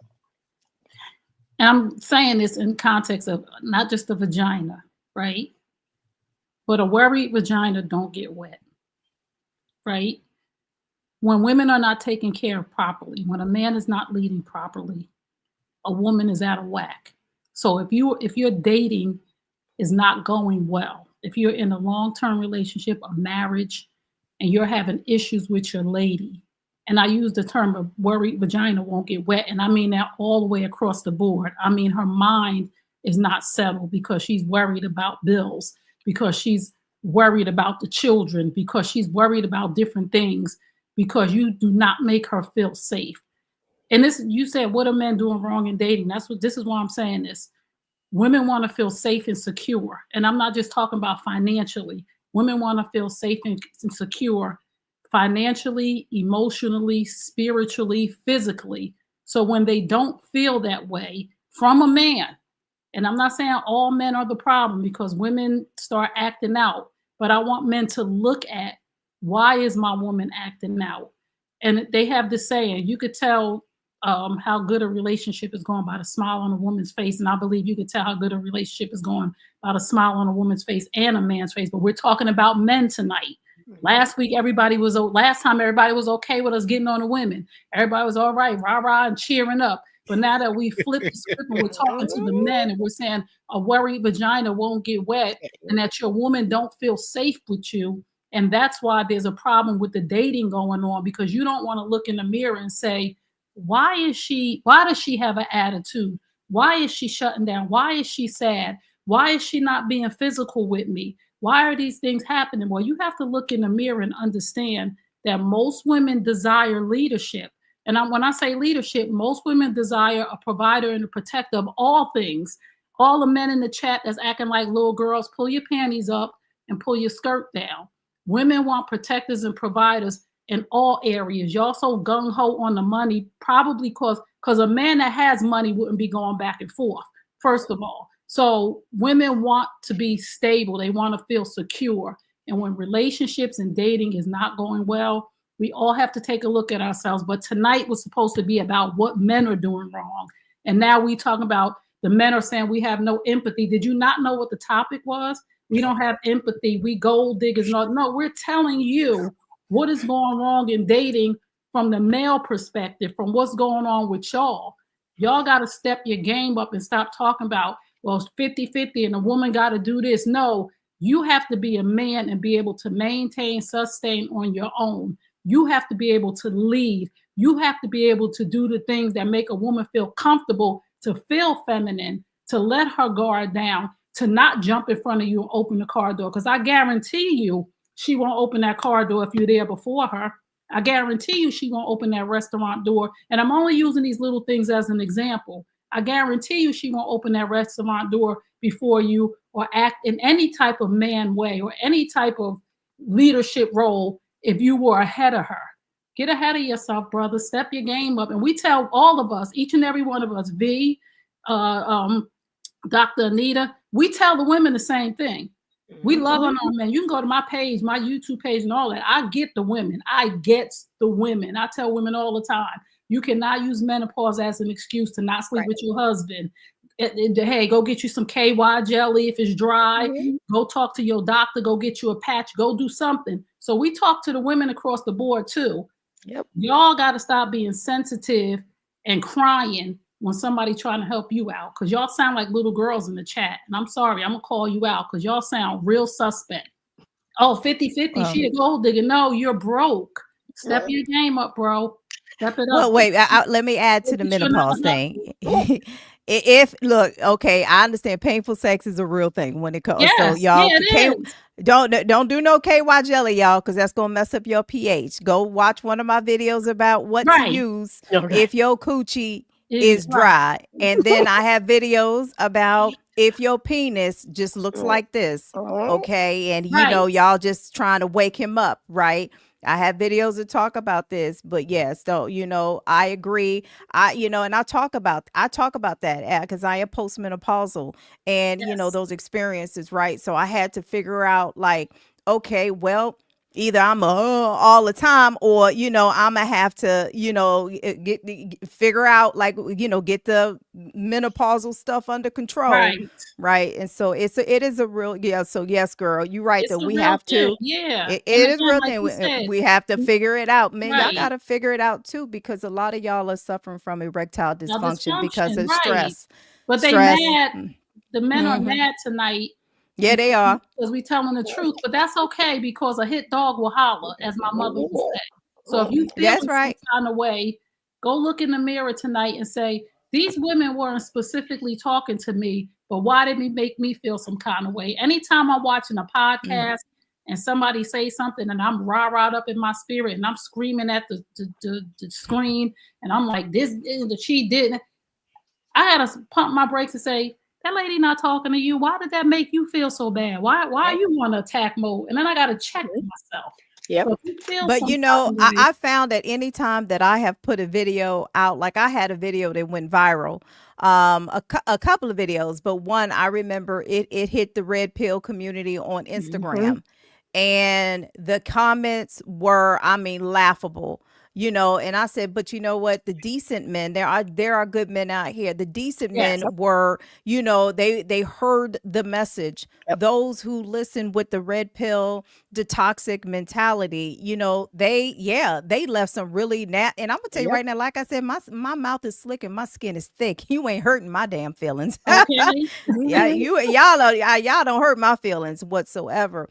Because we're not being disrespectful, It's And we like ain't gonna if sit here and be yes, disrespected. that's true. If the comments apply, then they apply. If they don't, then you say, you know what? I don't know Yeah. what that feels like. Dr. L, you say it all the time. I don't know what kind of women, that or these men, I don't know what kind of men y'all deal with that, exemplify XYZ.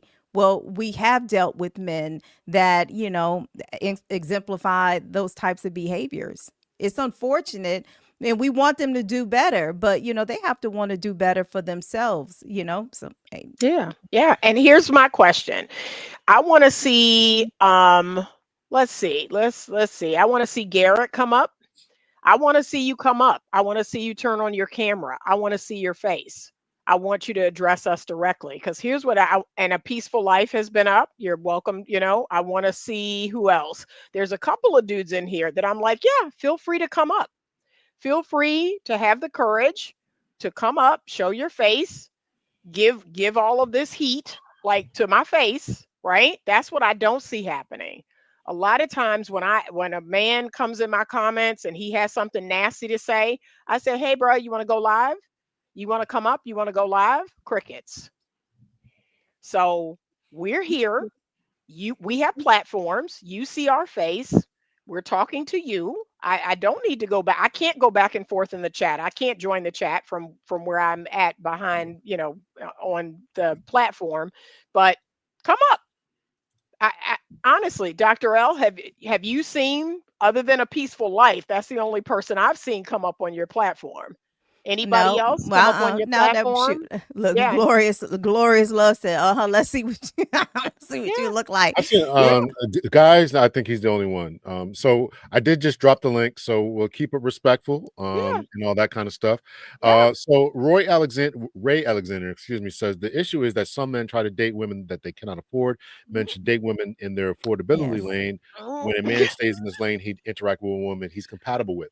The only issue I have with that is exactly the question I asked before about the average women thinking that they're tens, thinking that they're nines and tens, overlooking the average guy. Oh, here's chaos rain.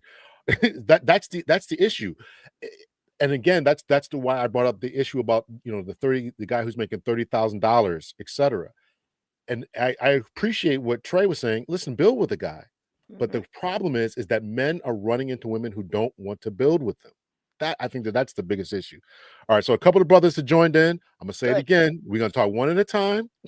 I do not like chaotic panels, so I'm gonna run the panel, and we're gonna bring a couple of people up here. I appreciate that. We're gonna keep it respectful. We're gonna talk one at a time. So chaos, they want you to show your face. So Yep. I'm not Yep. going to bring you up. I'm not going to bring anybody up unless they're If willing you're to show not, their don't face. have your camera on. Yeah. So you got That's to it. put your camera on, or you got to go get some makeup on, or do whatever you got to do in order to get ready. Right? These feminized men out here. So here's a brother who's a masculine man. We're going to bring him up here. Brother Lamar is up in the building. What's up, brother? What up? Well, How don't you come doing, here Dr. starting your L? nonsense. Okay. Listen, he was texting me like, "Go, go, go." So Oh, right. Wait, got it, wait. brother. Is he on here as Lamar? Because I didn't see Lamar in the It comments. it's my the other handle thing of another email address. It didn't pull up my original. So What handle are you, hun? baller. Mhm. Baller On. Yep. Hall? Yeah. Oh, I see Yep. Lamar here. Okay, I Yep. see. Yeah. Yep. I've been Okay. texting Trey. I checked Dr. L too. So y'all having a good conversation. Well, I wasn't paying attention. Yeah. So I mean, I agree with you guys. Men do need to step up, but there's a certain level of men that is invisible to most women out there. Mhm. And if listen, I talk to a lot of women, and most women think they're tens, nines, and tens on average. Mhm. Nobody, listen, I have a rule of thumb. All of us walking around as human beings, we are no better than an 8. None of us. Mhm. Unless you've been you see on Instagram, there's beautiful women that are just beautiful for no reason. Those are 9s and 10s. So when I get an overweight, heavy chick that's telling me I'm a 9, I'm a 10, come on, man, stop playing. I can't even take anything you say serious after that. So Right. it's, yes, men, the average man I don't know, in DC area, probably in Houston, probably 60, 65 at best. I struggle with the 50-50 thing, because if you're paying 100% of your bills right now, and I show up and say, I like you, baby, let me take half of that. That ain't good enough. No, if you marry her and you bring her in your house, you want her to pay 50-50? No, but I'm gonna have a plan for you. I mean, there's gonna be a contribution. Let's say you bring home $2,000 every 2 weeks. We're gonna have to say what amount is needed to contribute to this household. Just because I can pay for it all doesn't mean I'm going to pay for it all. We can line up IULs. We can invest in crypto. We can take vacations. But you're not gonna get your whole paycheck and be like, "Oh, I'm buying Gucci bags." But that's not what I said. I said you should be able to make the house you're in right now. The condo you're in, your house right now. No woman should not need any help from anybody. And when that woman comes in that home, you should still continue to pay everything that you're paying. And I didn't say a woman is going to take her paycheck and do what she wants to do. The right woman, when she comes in that house, again, will kick in and pay for vacations, put the money in the bank. Nobody's saying that. I just said a grown man your age needs to be able to maintain that house with or without that woman. And her coming into your home should not have you with your hand out. Okay. But there's certain bills are going to go up. The water bill is going to go up. The food bill is going to go up. The light bill is going to go up. It may not be much. Should you have to chip in with that? Or and the second question is, what do you do with your paycheck? Okay, you're working. You told us to date somebody on our level. Okay, you got a college education. We all got whatever we got. You're making, and all you're going to do is invest in crypto. I mean, what is your contribution wait? So now? I don't, Trey. I don't know. Look, if I'm sharing a home with somebody, I'm going to contribute. That's yes. I don't think she's saying we're just gonna take our money and I'm gonna sit here and get my hair and nails done. Right. I'm contributing. Of course, the bills are going to go up. If this is our home, then we're going to, share the bills. That 50-50, like, so I'm not, hey, I know my parents don't do 50-50, but that's my parents, but pay something. That was implied when Trey said, and correct me if I'm wrong. Yeah, I didn't, because I never implied that. I didn't hear Trey say that. When I'm in a house, I marry someone, they move in my house with me. Now what am I doing? You paying I'm paying. I've already got the house. You move in with me. Now my food bill increases. My light bill increases. My water bill increases. Listen, when I leave my house, if I'm in a house with my husband and I leave my house and I take my debit card, or my man, and I take my debit card, you think I'm going to go to the supermarket and call him and say, give me your debit card number? No, I'm going to swipe my damn card and buy the groceries for the house. Let's be sensible here. That's all I was asking. Okay, I'm saying that a man, this is what I said, and I said this clearly before, V, a man should be able to maintain everything he was taking care of before that woman walked into that house. And the right woman is going to come in and contribute. Babe, I got us some tickets to the Bahamas. Babe, I'm going grocery shopping. Do you need anything? What do you need? Now, if we sit down and we have a discussion, we say, hey, let's get a joint bank account for different things. We're going to decorate the home. We're going to do this, do that. Then we have that conversation. But you all of y'all as grown men should not be expecting a dime from your mother, your sister, your girl, from nobody. You should be able to maintain your household on your own. And any sensible grown woman that comes into that home that has a grain of sense is going to contribute. We agree. I think every man in here is going to agree. Let's see here. Lamar, were you finished with that, or you good? Yeah, I'll let it go. Okay. Lauren was up next. I don't know you, brother. Welcome. What do you have to say here? Well, thank you, and good evening to everyone. It seems like a very interesting conversation, so I appreciate all the dialogue. Definitely sitting back and learning from everyone's perspective. As some of the folks here have alluded to, I would imagine during the conversation when a young lady meets a young man and they're getting to know each other, that some of those discussions will indeed come up. Some may go left in terms of, hey, we're all going to put all of our monies together to establish a life together. We come as one, if you're a believer. So it all depends on what you guys want to do. If it's to the point where, hey, you do this, you pay this, and you pay that. And perhaps that's wonderful with that relationship. If that doesn't work for you, then perhaps that person isn't for you. I've said that to people that I've met in terms of, look, this is the direction I would like to go in my household. If you're in alignment with that, then cool. If not, then perhaps I can introduce you. And I've said this before, I can introduce you to my other frat brother who is perhaps more in line with what you're looking for. It's no shade to me. When you get married, I'll come to the wedding and I'll eat some of the food that y'all have on the table out there. I have no issues with that. Whatever it is, I think Miss Anita talked about, okay, what you like, you like.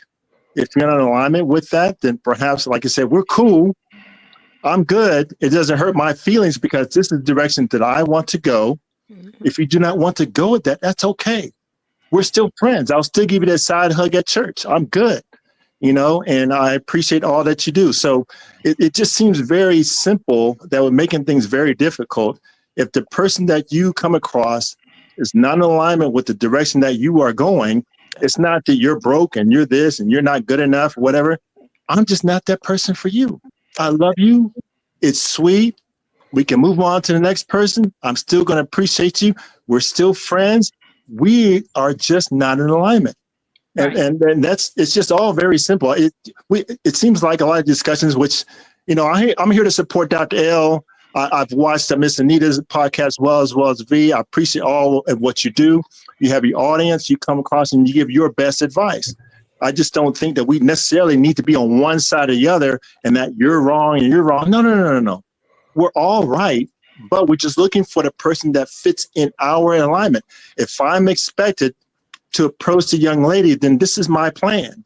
I'm going to present my plan to the young lady and say, hey, look, this is my plan. Are you cool with that plan? No, I want this. Then fine. Let me introduce you to the brother who has your plan. And I'm good. So I appreciate all. Thank you very much. Hopefully I haven't extended my time, but and that's all I really have to say about that. So thank you. Wait, quick question. I'm sorry, Lauren. Yes, ma'am. Which one are you in because I must have missed it. Which one are you on the chat? I apologize. Which one am I on the chat? Your handle. Is it also Lauren on the chat? It's Lauren. Yeah, Lauren. Yes, exactly. Oh, okay. I have my last name. I think it's also part of that. But so I don't display. Yeah, so it's Lauren Akers. So, but yeah. Oh, and what frat are you? Just out of curiosity. Root. Oh, Make Sci-Fi Fraternity Incorporated. Okay. I'm a Zeta. If any hey, Dr. L. Out there. I appreciate all D9. You're all good. Dr. L. Can I ask the gentleman a question? Go ahead. Go ahead. Excuse me, sir. How are you doing? Now, obviously, I haven't met you. Let me ask a question. Are you single or married? I'm single. Single. If you mind sharing, what's your highest level of education? Master's degree. Master's degree. So you're similar around education as me. Have you been gainfully employed your whole entire life? Yes, sir. Are you a bachelor? You said you're a single guy, right? Yes. Gainfully employed. Okay. So Absolutely. I'm retired. I'm 50. I retired at 46. So I have education as well. So I applaud you for. I just want to no. That's fine. Let me give you your flowers. I applaud you for retiring at 46. Wonderful. Thank you. Right. But I just want to qualify these men because what happens in a lot of times in these conversations, we have conversations about the lowest possible denominator. What we have here, what I call the color purple narrative of these degenerate, lazy, bummy, uneducated Black men that are sitting around on couches and bumming off of women and all these other things. But my circle of friends and the people that I see a lot of single, intelligent, educated Black men that are single and that do not or have been married before, who have established legacies, who don't want to get back into marriages. Dr. L is one of them, and the gentleman on the platform, one of them. I don't see these derelicts. And when Black men hear this conversation over and over again about these lazy degenerates, and you go to blackdemographics.com, the statistics prove against that. Statistically, you go to Pew Research. When you look and you listen to this narrative, this is a feminist color purple narrative. And I don't see these men. Now, if you go a few miles down the street, there's some dudes down there riding on the bikes at 12 o'clock midday. And we know what happened in neighborhoods when there's dudes riding around on the bikes at 12 o'clock midday and not working. And if you don't see women around going to the gyms and shopping, whatever. But the narrative that there's not a lot of single black men out here that's eligible, it's not true. The truth of the matter is guys just don't date. We're not invisible. I'm like 6'8" tall. I have a kid 6'9", almost 6'10" downstairs. He don't date. My other son is 6'5". We're eligible bachelors. They do. I mean, he every once in a while, whatever. But anyhow, that's a whole nother story. They don't date. I say, when are you going to date? Are you guys planning to get married? Hell no, Dad. Kick rocks. Basically, not in that disrespectful way. So it's not an issue of eligibility. One son has a master's, the other one has a bachelor's. We're not. There's not a bunch of men are not interested in getting in relationships with the women. So this idea of creating this narrative that there's not eligible bachelors out here, it is a way of not dealing with the realities of what's going on with dating and relationships in 2025. And it doesn't matter what the incomes are. It doesn't matter what the finances are. It doesn't matter what the status are. The guys are rich guys, middle class guys, poor. Nobody's getting married. It doesn't matter. It just, I mean, maybe some traditional cultures. I see the Indians all the time. They get married. You know, some Asians do get married. Some people with the higher status income, you see those people get married. But this narrative that there's not a lot of eligible bachelors out here, I just want to challenge that narrative.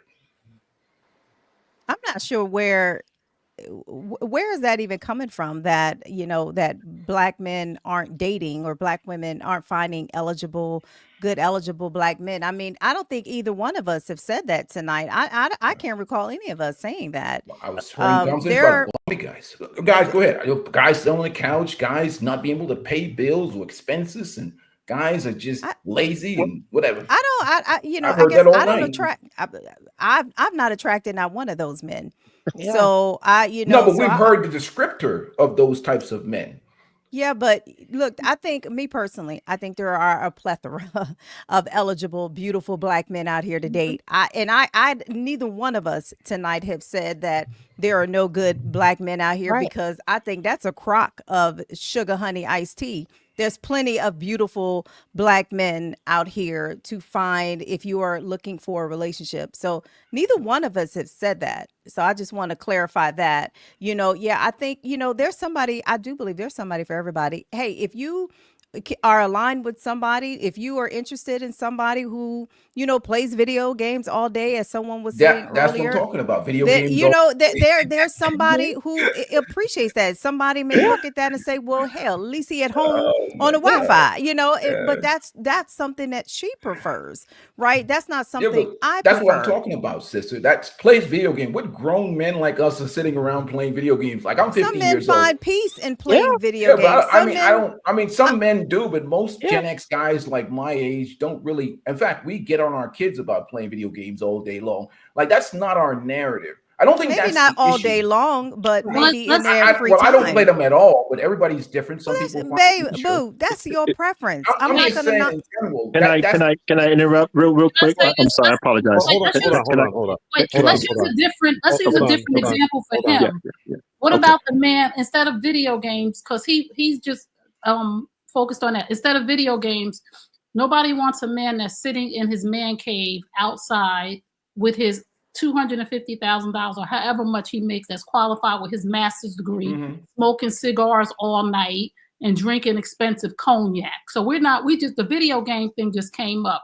The point is, nobody just wants a man that's focused on something else rather than doing something productive with his time. So if he's sitting outside smoking $200 cigars and drinking 2,000 bottles of malt scotch or whatever it is that he's doing, the point is, nobody wants that man that's doing that thing, that's not focused. But it's the men who are not choosing the women. It's not a situation where the women are not choosing the men. There's many guys out here that could be in relationships that are not choosing the women.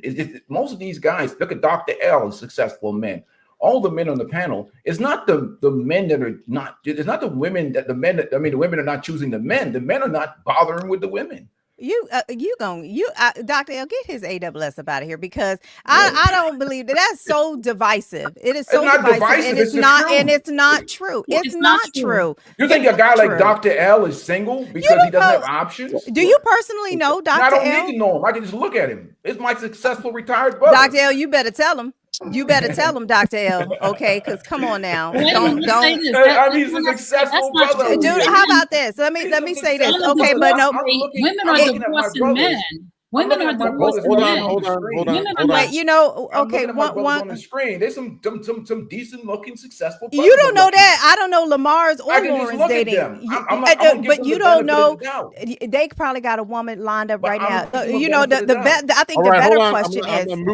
Hold on, I'm gonna mute everyone. I'm gonna mute everyone. I'm gonna mute everyone. I don't want chaos. Let's take. Lauren done left. And you had 122. Good. That's excellent. Let me ask a question real quick. I want to ask Okay. the ladies a question. I want to try to move the topic here. Going on. I want us to take a deep breath. Let's woo-saw for a second here. Got a little heated. All right. So to a peaceful life's question, Reagan and beauty something. A lot of men are ruining dating by expecting women to jump when they say to. Also, some men will say black women have too much attitude and are not obedient. Do you think that there's an attitude problem to a peaceful life's commentary is that the men are checking out because they don't like the product? Do you think that there's any truth to that? And I want the ladies to answer. What product? You know, here's a different question, because I don't agree with that. I'm gonna say no, Dr. L, because here's the thing. Now he done came on here, and I can't stand. This is one thing I can't stand, when men lead with their height. Like, what else do you have to offer besides your height? Okay, because you came up on here talking about I'm 6'9". And that leads to that leads to the narrative that women, you got to be 6'2", 6'3", but you came on here advertising your height as if that's the only thing that we should care about. I don't care about your height, hun. That doesn't entice me. I ain't but 5'4" anyway. Well, so my point is that my height does not matter. It's irrelevant. But you made it relevant. I made it relevant because I want to show, but my height don't mean trash. But you made it relevant. Doesn't mean anything. That's the point. Whether I'm 6'8", 6'10", 6'5", 5'11", 5'7", neither one of us came on here. Lamar, when Lamar came on here, he didn't say I'm 6'2". You know, he didn't come on here leading with his height. It doesn't matter what height I am or what qualifications we are. None of us are buying into the product. It doesn't. That's fine. You don't have to buy into the product. And I'm trying to tell you, the issue right now is that's lies. The marriage problem. Nobody is getting married. I was just in a wedding. I want her to be able to finish the thought. I want her to be able to finish the thought. Go ahead, B. You know, I don't believe what the bull crap that he's putting out here, right? There are a lot of people that are in relationships, so in getting married, just because he chooses not to get married, because maybe he's not as marketable as he thinks he is. Maybe he's not attracting quality women because he's not of quality himself. So let's be honest, you are attracting what you are, not what you want. So maybe the product, maybe you're not offering yourself up to be an excellent product, because I can sit here and tell you, I attract all kinds of men, whether I'm in a relationship or not. I can go out here right now and go get a man. So it's because I am who I am, and I believe I am of high quality. So maybe you're not presenting yourself in such a way that the women that you are attracting, maybe they are boo-boos because you're showing up as boo-boo. Okay, no problem. All right, Anita, you invited these brothers up. I want to know what you have to say. and Garrett still has not joined us. Like I said, he has, and again, I'm sorry, if you're not man enough to show up, put your camera on, like here we are. I had a gentleman removed from the chat because he was profane and he was disrespectful. So again, like, come on, we're all adults. Nobody's, no, don't do that. Like he was profane, he was disrespectful. That's not necessary. I agreed with Lauren. I'm on team Lauren, which is stay in your lane, right? I think a lot of people, not just men, you're focused on what you don't want.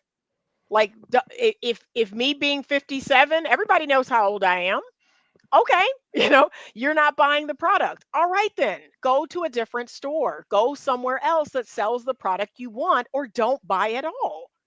But to tear people down, like, what is the point of that? Like, I'm with V. I don't have a problem attracting men. I don't have a problem. I can turn that valve on and off. Right now, that valve is off because I've got other things to do. Men are not the center of my universe. But come on now, like, we have to be adults here. At the Can I end of ask the a day, question? if we're old and dried up or whatever, okay, then don't pay us any attention. Go Can I, about your business. can I ask a question? Go ahead. He came on here on this platform where we were asked to discuss what are men doing wrong, and he's triggered by something that we said because we came here to talk about. Last time we were on, we talked about what women were doing wrong.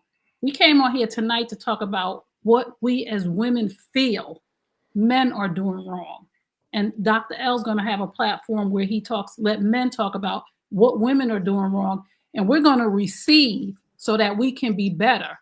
But most of the men in the chat were not able to receive because they think that they're above average. And like Lamar said, they are about a 5 or a 6.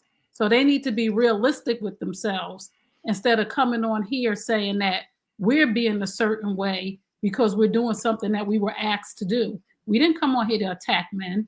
The topic was, what do we as women think that men are doing wrong? And we said the fact that men are not leading properly. We said the fact that men are coming in with their hand out asking for 50-50. We said the fact that some men are not ambitious enough. They rather sit home. Let's take video games out of the equation. They rather go to a cigar bar and smoke and talk rather than setting up another side hustle. And he's triggered because we came on and did exactly what Dr. L asked us to do. Me, V, and Dr. Anita came on here and said, the things that we think men are doing wrong in dating is this. Instead of being able to receive and check yourself, men in the chat and our brother that's sitting here, you came in here on attack mode saying that. No. Wait, let me finish. I want to deal with the virus. They're not dating at all. I'm trying to Hold on, get hold on on, the hold on. sideline. Peaceful They're life. not dating at all. Let me finish. You came in here saying that men are not choosing women. Yes. That's a lie. Men are choosing women. We get chose all the time. I know plenty of women that are dating. I know plenty of women that are engaged, and I know several weddings that just went on. So whatever part of your world that you're in, where you think that men are not choosing women and your sons are not dating, y'all have a serious problem where you need to go and work on yourself to find out why y'all are not dating, because y'all have a miss, because y'all are missing out, because the rest of us are out here having conversations to bridge the gap between Generation X men and women. And I feel sorry for your sons that they are so turned against dating from whatever it is that they saw. So maybe y'all need to get in some therapy and some counseling so that you can move forward and want a wife or a girlfriend or whatever it is that you date. So that's all I'm gonna say, because we came on here, was asked to do something, and for you to come on here and say men are not choosing us. No, and when you look at the divorce rate, women are divorcing men. Yes. So if we're gonna look at statistics, let's talk properly. So don't come on here saying that men are the ones that are not choosing, because women are deciding to be abstinent and not sleeping with men and giving up their bodies because men don't want to commit. So let's talk about the real facts that are going on and not how you're feeling, because you're being very emotional. Well, you got to get into a logical and most conversation. men are analytical. Well, I am analytical. That's what I'm trying to tell you. I'm trying to explain to you from a logical perspective. If you want to sound logical, but you're emotional. No, not really. I'm actually. You haven't served me a emotional response. I haven't called you any names or attacked you personally, or any of the ladies. I've given you all kindness and respect. What I'm saying from a logical perspective, as a man who coach boys, who deal with boys with basketball, who dedicates time to the community, I'm around a lot of young men. And what I'm saying and what I'm seeing right now, especially there's people dating mostly casually, but I don't see none of those really turning into marriage on any mass level. So there's a crisis that's going on, first of all, with heteronormative masculinity. And there's a crisis that's going on with dating and relationship. But to get to the crux of the problem, we have to really examine what has happened in the past 60, 70 years, especially with manhood, with masculinity. We're not dealing with the issues that exist in the current dating and relationship market. So we can't really come up with a solution. So that's what the fundamental problem that I'm trying to address is that I hear from the woman's perspective, but we've been hearing from the woman's perspective for the last 60, 70 years. What we don't hear enough of is what men think. And I think that's where we bridge the gap. And that's what my conclusion. You think I'm looking at it from a perspective. There's a problem right now. And what I see now is we've had so many years of a lot of the young men that I've coached that have been raised by single moms, that have been raised by these separate families. And we have had so many of the years we've been focused so much on the feminine and the female that it's very difficult now to correct the situation that we have created now. It's very difficult. Let me ask a question. Let me ask a question to the brothers since you guys are up here. And I want to get Lauren, then Lamar, and then A Peaceful Life. The ladies have brought up that there is a lack of masculinity, lack of leadership, and lack of masculinity. This is their synopsis for tonight. Do you think that do you agree with that assessment? Yes or no, or why? We'll start out with Lauren. Do you think that that's accurate? No. Okay. Well, I suppose it depends on the lens that you're looking through. So I have no issues with the leadership that I have. Now, I do have friends who would offer suggestions, and I'm totally open to whatever they feel. Hey, in my household, we've done things this way. Okay, well, that's wonderful. Thank you very much. I appreciate that. And I sincerely mean that in terms of, because I know these folks are really looking to try to benefit me from their perspective. I don't necessarily feel that I have to take it, but I'm open to receiving that information because they're looking to me in love in terms of trying to better me based on, like I said, their background. And I have no issues with that. If I choose to take pieces of it, then I'll take pieces of it. A lot of times I'll weigh it out and see if it fits in the narrative or the direction that I'm trying to go. So it's all about it being a Proverbs 16:9 in terms of letting the Lord establish my steps. So I'm going to go ahead and move forward. So it really depends on what I want. Now, if you feel that because I haven't taken your direction, then I'm somehow wrong, then I can appreciate that, but I look at it differently. And so they may feel that a person needs to go in and break things and bring it home, and that's a way of showing masculinity. I happen to think differently. So I don't need to break everything up, and I can think through these things logically and seem like to come to a solution that works best for me. And so, and once again, like I said earlier, hopefully am I kind of answering your questions? I apologize. Yeah. In a roundabout way, yes. Trey has to go, so I want to acknowledge her. Thank you so much. Thank you. We're going to miss her. She hasn't asked me what I think is the solution. That's what I want her to ask me. Dr. L, thank you so much. She's going to have to come back on. Yes, Dr. L, thank you for having me. I really appreciate this conversation, and I really think these are necessary conversations and that you're doing an excellent job and an excellent thing. And I look forward to doing this again with all of you. Good night. Anita, good night. V, my sisters, I love y'all. Yeah. And my brothers, I love y'all too, but that's for my girls. Good night. Take care. Have a good night, sis. Good night. Good night. All right. Sorry about that. You finish up, Lauren, and then we're going to get to Lamar's next. Well, I believe if you feel that I've answered your question, then so you said it was roundabout way, so perhaps I kind of went in a different direction, or what do you think? No. I think we got the gist that it depends on what you're attracting, where you're at, and things like that. Right. Absolutely. Lamar, same question. Do you think that there's a lack of masculinity, I guess we're looking at just manhood, right? Because it's our age group, which 40s, 50s, wherever we're at.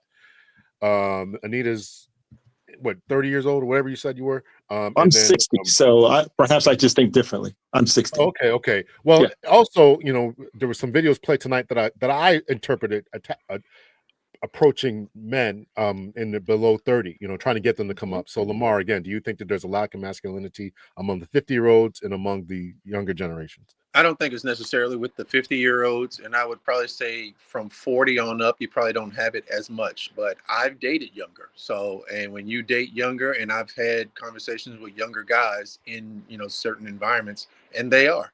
You can use Travis Hunter as an example. You can use a lot of these athlete guys. They are feminine to a default because that's what has been done in our culture. The music is feminine. It's not the same gangster rap that we grew up in. So what has happened is that the attack is on the young Black woman.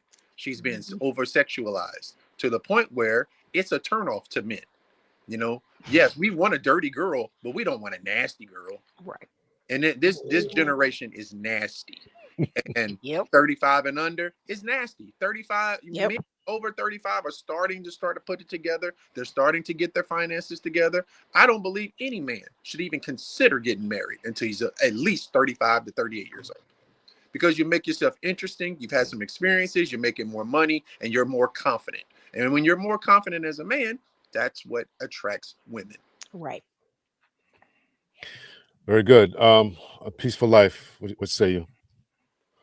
I say there's a crisis in masculinity, and there's also a crisis with low self-esteem with our boys because of the having situations where they've been raised in environments without strong fathers, and because of that, many times they make, even if they don't, they make poor decisions like Travis Hunter.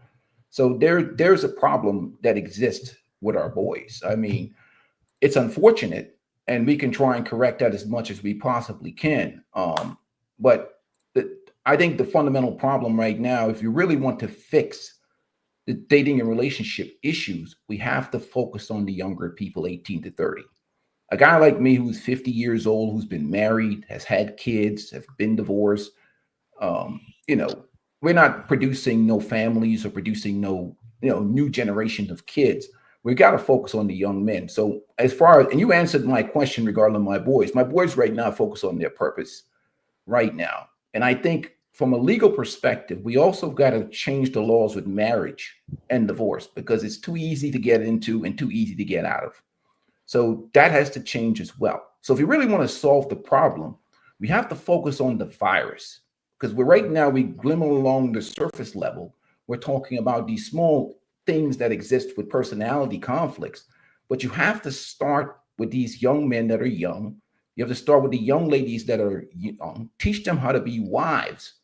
And then you would have something. I mean, I think the thing that really ruined the Black community is when we got in bed with the government, our women got in bed with those damn feminists. And the worst thing they adopted is that sexual liberation part of the feminism, because that within itself created a huge problem for our community because most Black people were conservative to that point until we got in bed with those, I hate to say the word, white liberals. Once we started taking on their characteristics and their behaviors, because that's what sexual liberation is. That's from white liberal people. It encourages our women to be ran through and it's destroyed our community. And we've raised a lot of men. I'll be honest with you, we have look, even the guy that came on earlier, Yada, he's the biggest panda bear simp on the planet. But he understands the business model of pandering to women. So what we have is a crisis that needs to be correct. And we can't fix it because everybody keeps not focusing on the virus. Okay, well, you and I are aligned in that regard. And I've always been conservative. I've always been traditional, right? So you and I are aligned in regards to that. And I've always, when I'm talking to younger people, I think that's what a lot of younger people have told me, I guess, turns them off, is I am traditional, I am devout in my Christian faith, and I've always encouraged a moral, upstanding, righteous living. I've always said that. And I agree with you that, I've been called a feminist multiple times tonight in the chat, and yet I am not, so I don't understand that. I mean, I happen to be intellectual. I think that maybe that's what's confusing people is I am intellectual, but I am not a feminist, not even close. I am the most traditional woman that most people know. And here's my thoughts. You're saying, you know, all these men have checked out and we're not, we're Mhm. not buying your product. Okay. And you're saying to focus on the younger people, but wouldn't you want to do that by being a good role model? Like, why can't you model what it is that you're saying you want to teach them? I already have. So the issue is not even about that. I mean, as far as the chat is concerned, I understand entertainment. So I riz everybody up, and that gets, what is it, 123 people in here watching the stream. That helps the doctor out. Yeah. That's what happens when you have 22 years of law enforcement experience. You play a little mind games. So I understand how that's played. I understand how to get under people's skin and how to get them going. It's not an issue. It's just a matter of, it's just business. I mean, I'm going to help my brother get as many people in here watching as possible because so we can have a logical conversation. So now that that's done and you have 120 something people in here, now we can have an intelligent conversation. So sometimes you got to understand that men are tactical and they are strategic. So don't assume that, see that, there you go. See, she's smiling now because she knows it's true. Dude, I'm not smiling at you. I'm smiling at my phone. So Okay. All right. Whatever. All right, we're gonna wrap this up here. We're gonna wrap this up here. I wanna play a video to end this off here, but I do wanna appreciate everyone for coming on. It's been 2 hours and 21 minutes, and we had a great conversation. I do appreciate it. I'll give the brothers the time to wrap up, and then I'm gonna take 30 seconds, no more than 30 seconds. Just give us your final parting thing, brothers, and the sisters can take as much as they want because this was about them tonight and their thoughts. So we'll start with A Peaceful Life. Give us 30 seconds to wrap up. Well, my thing is this, okay? For people to really solve the problem with dating relationship, people have to be more realistic. We got to focus on the younger generation. And I would say this to ladies, men respond to incentives. And right now, a lot of the brothers that are that are my age and above that are single, one, there's no incentive, especially for guys who've had established legacy, have had kids and boys to carry on their genes. Older people or us need to worry about companionships and go sit our ass at the beach and worry about the 18 to 30-year-old people that are going to have babies. So the reason why most women are unsuccessful in dealing with men, because they don't approach it from the perspective of companionship. They're approaching it from the perspective of traditionalism. But we all have played our cards already. And it's time for the young people. I hate to say it, but it sounds terrible to say that. But that's the reality of what needs to be discussed. And I think that's why so many women are single, because they want the traditional family, want the traditional relationship. And I don't blame them for it. I don't fault them for it. But the most guys are not going to take those types of risks, especially guys who've been married before. That is really the crux of the problem. And that's really the issue. It's more than just compatibility. There's so many different issues to discuss, but I'll leave it at that. All right, Lauren, you're next. Go ahead. 30 seconds. Okay. Well, thank you very much. Once again, I appreciate everyone, the wonderful discussion. I'll take some of what Ms. Anita said in some of her podcasts before, throwing a lot of these various acronyms and phraseology and terminology that's all over the internet. Half the stuff I really don't really understand. I'm just going to be transparent with who I am, and you can decide, young lady, if you want to go down my lane, and that's cool if you don't. And so I try to do that with the people that I come across. A lot of the men that I know in my church, my fraternity, people that I come across just in my daily actions are pretty much looking all for the same thing. They just want to keep it simple, keep it logical, and just be transparent. If I'm not what you want, that's cool. Thank you. So just let me know. I can carry a flag that I am a ABC person, and I'm looking for all the ABC people. So if you're an ABC person, then come my way. If you're DEF, then we can just have a discussion and pleasantries. We don't need to have a whole lot of discussions. We can knock this out in the first phone call and just keep it real. So, but if we can, everybody just lower the temperature a lot of times. Just tell what you're looking for. I'll tell you what I'm looking for. And if we're cool, cool. If not, then it's cool. I'll see you in the next thing. And so thank you very much. I appreciate everyone.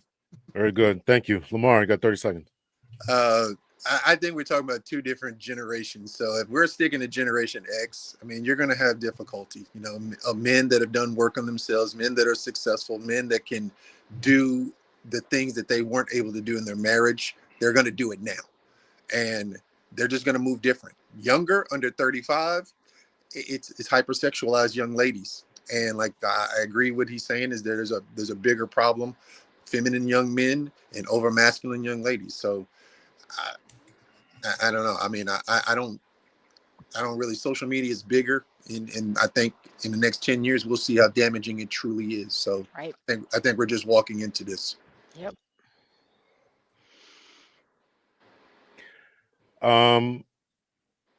I want to play a video that I'm going to give the sisters. Here's what we're all trying to get towards. So we'll play this, and then I'll let the sisters comment.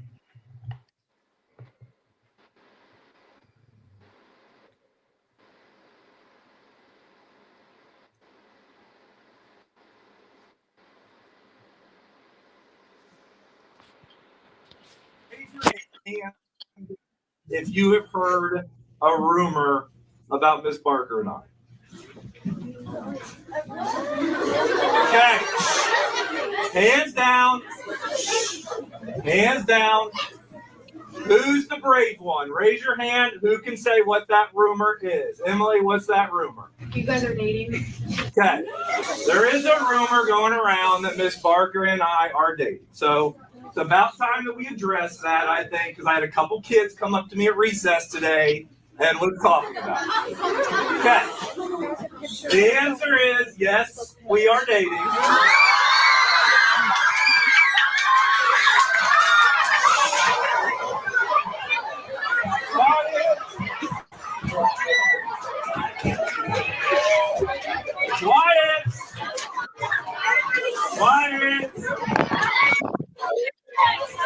Quiet. And we are a little bit more than dating.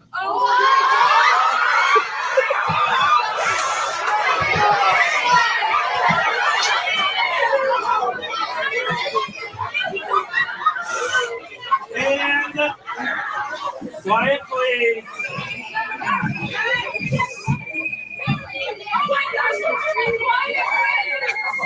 We are a little bit more than dating because we're in love with her.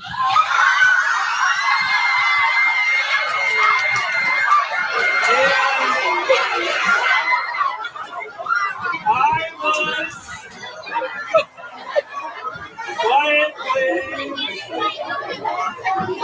Quiet, please. Quiet, please. I was wondering if Miss Barker would like to become Mrs. Cipher.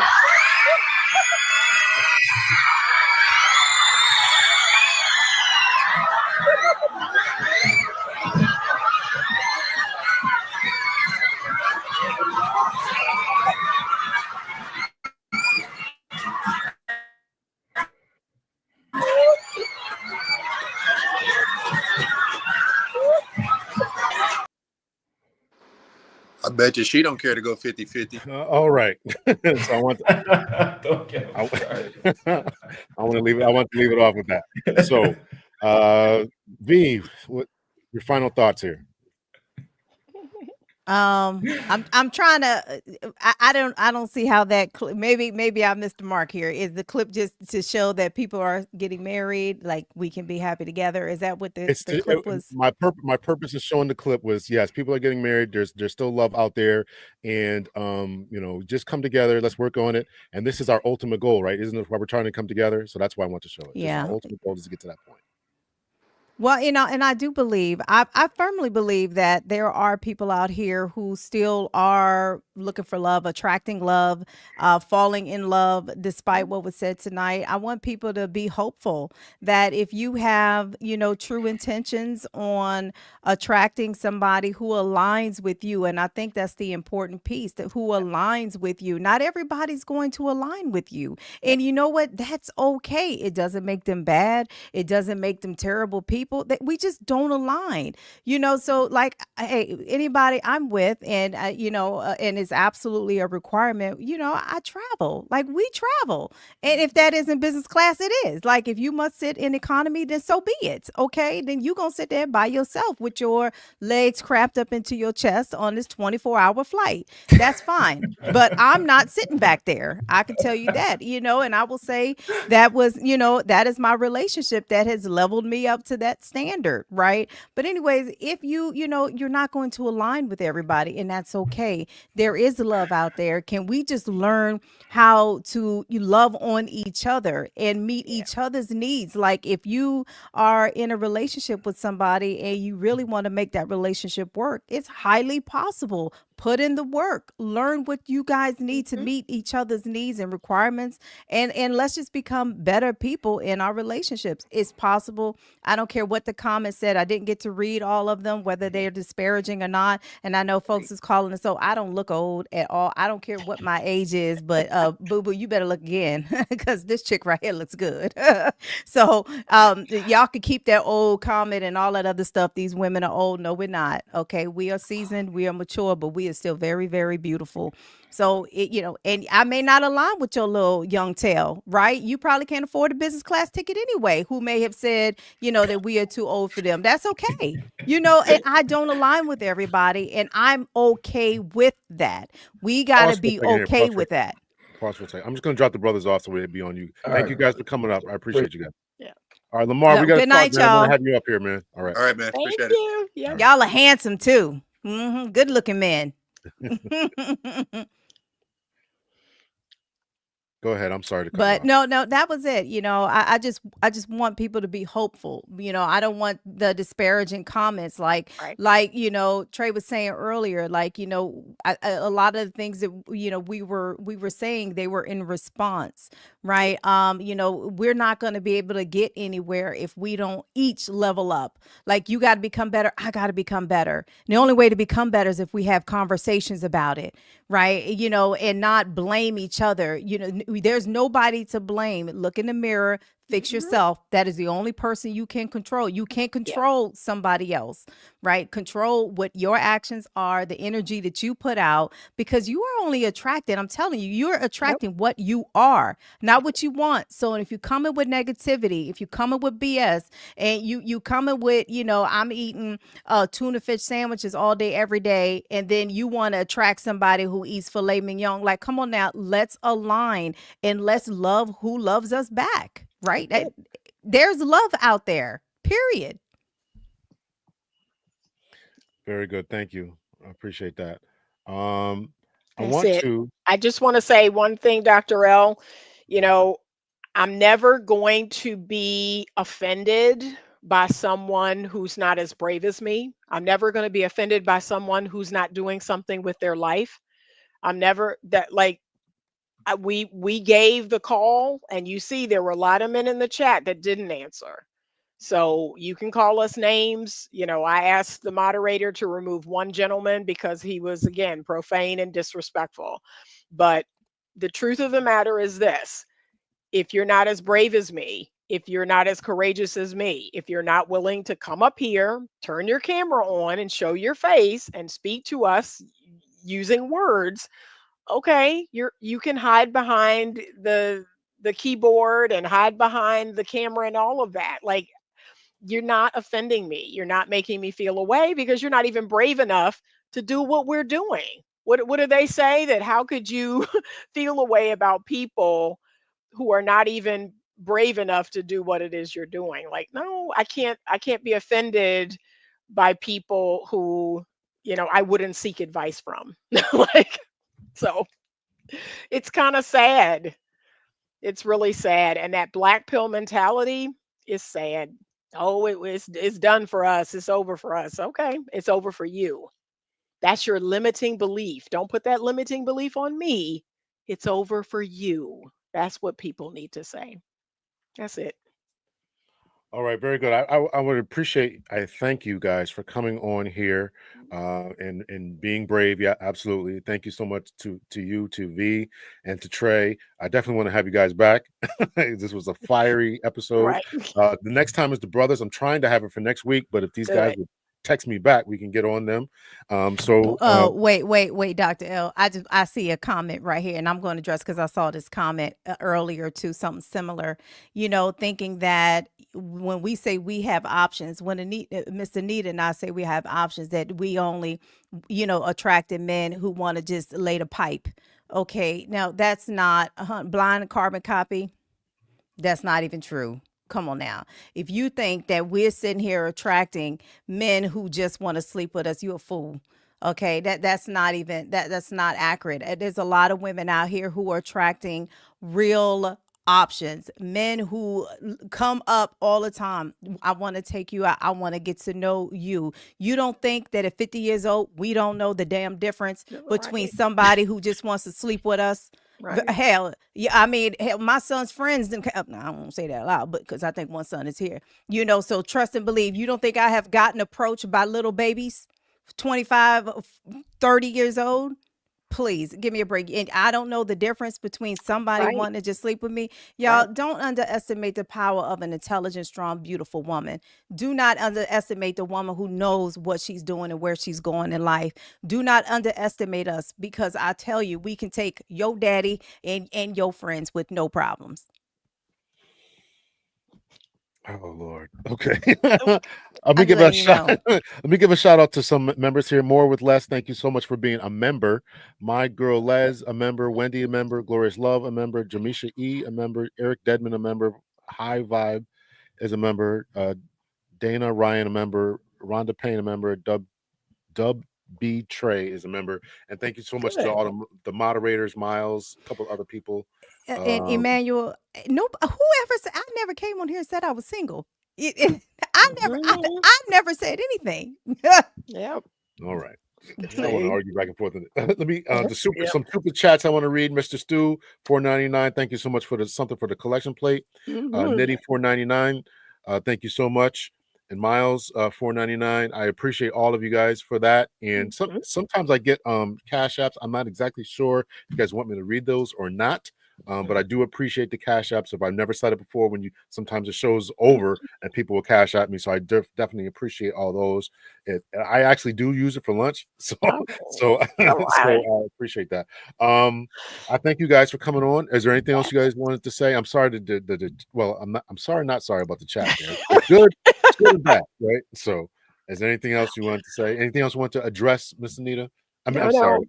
Okay. Yeah, I'm good. No, All right. I'm good. Y'all have a beautiful, Rest positive of your week. week. Yep, you can define your day. Just, define it in Mhm. a great way. Mhm. You control your reality, period. That's it. Yeah, I got a crush on me, right? That's some crazy mess here.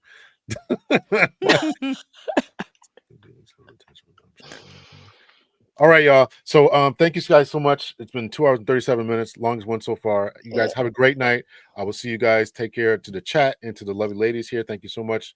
You guys are brave. Much love. All right. Yep. Bye. Bye, y'all.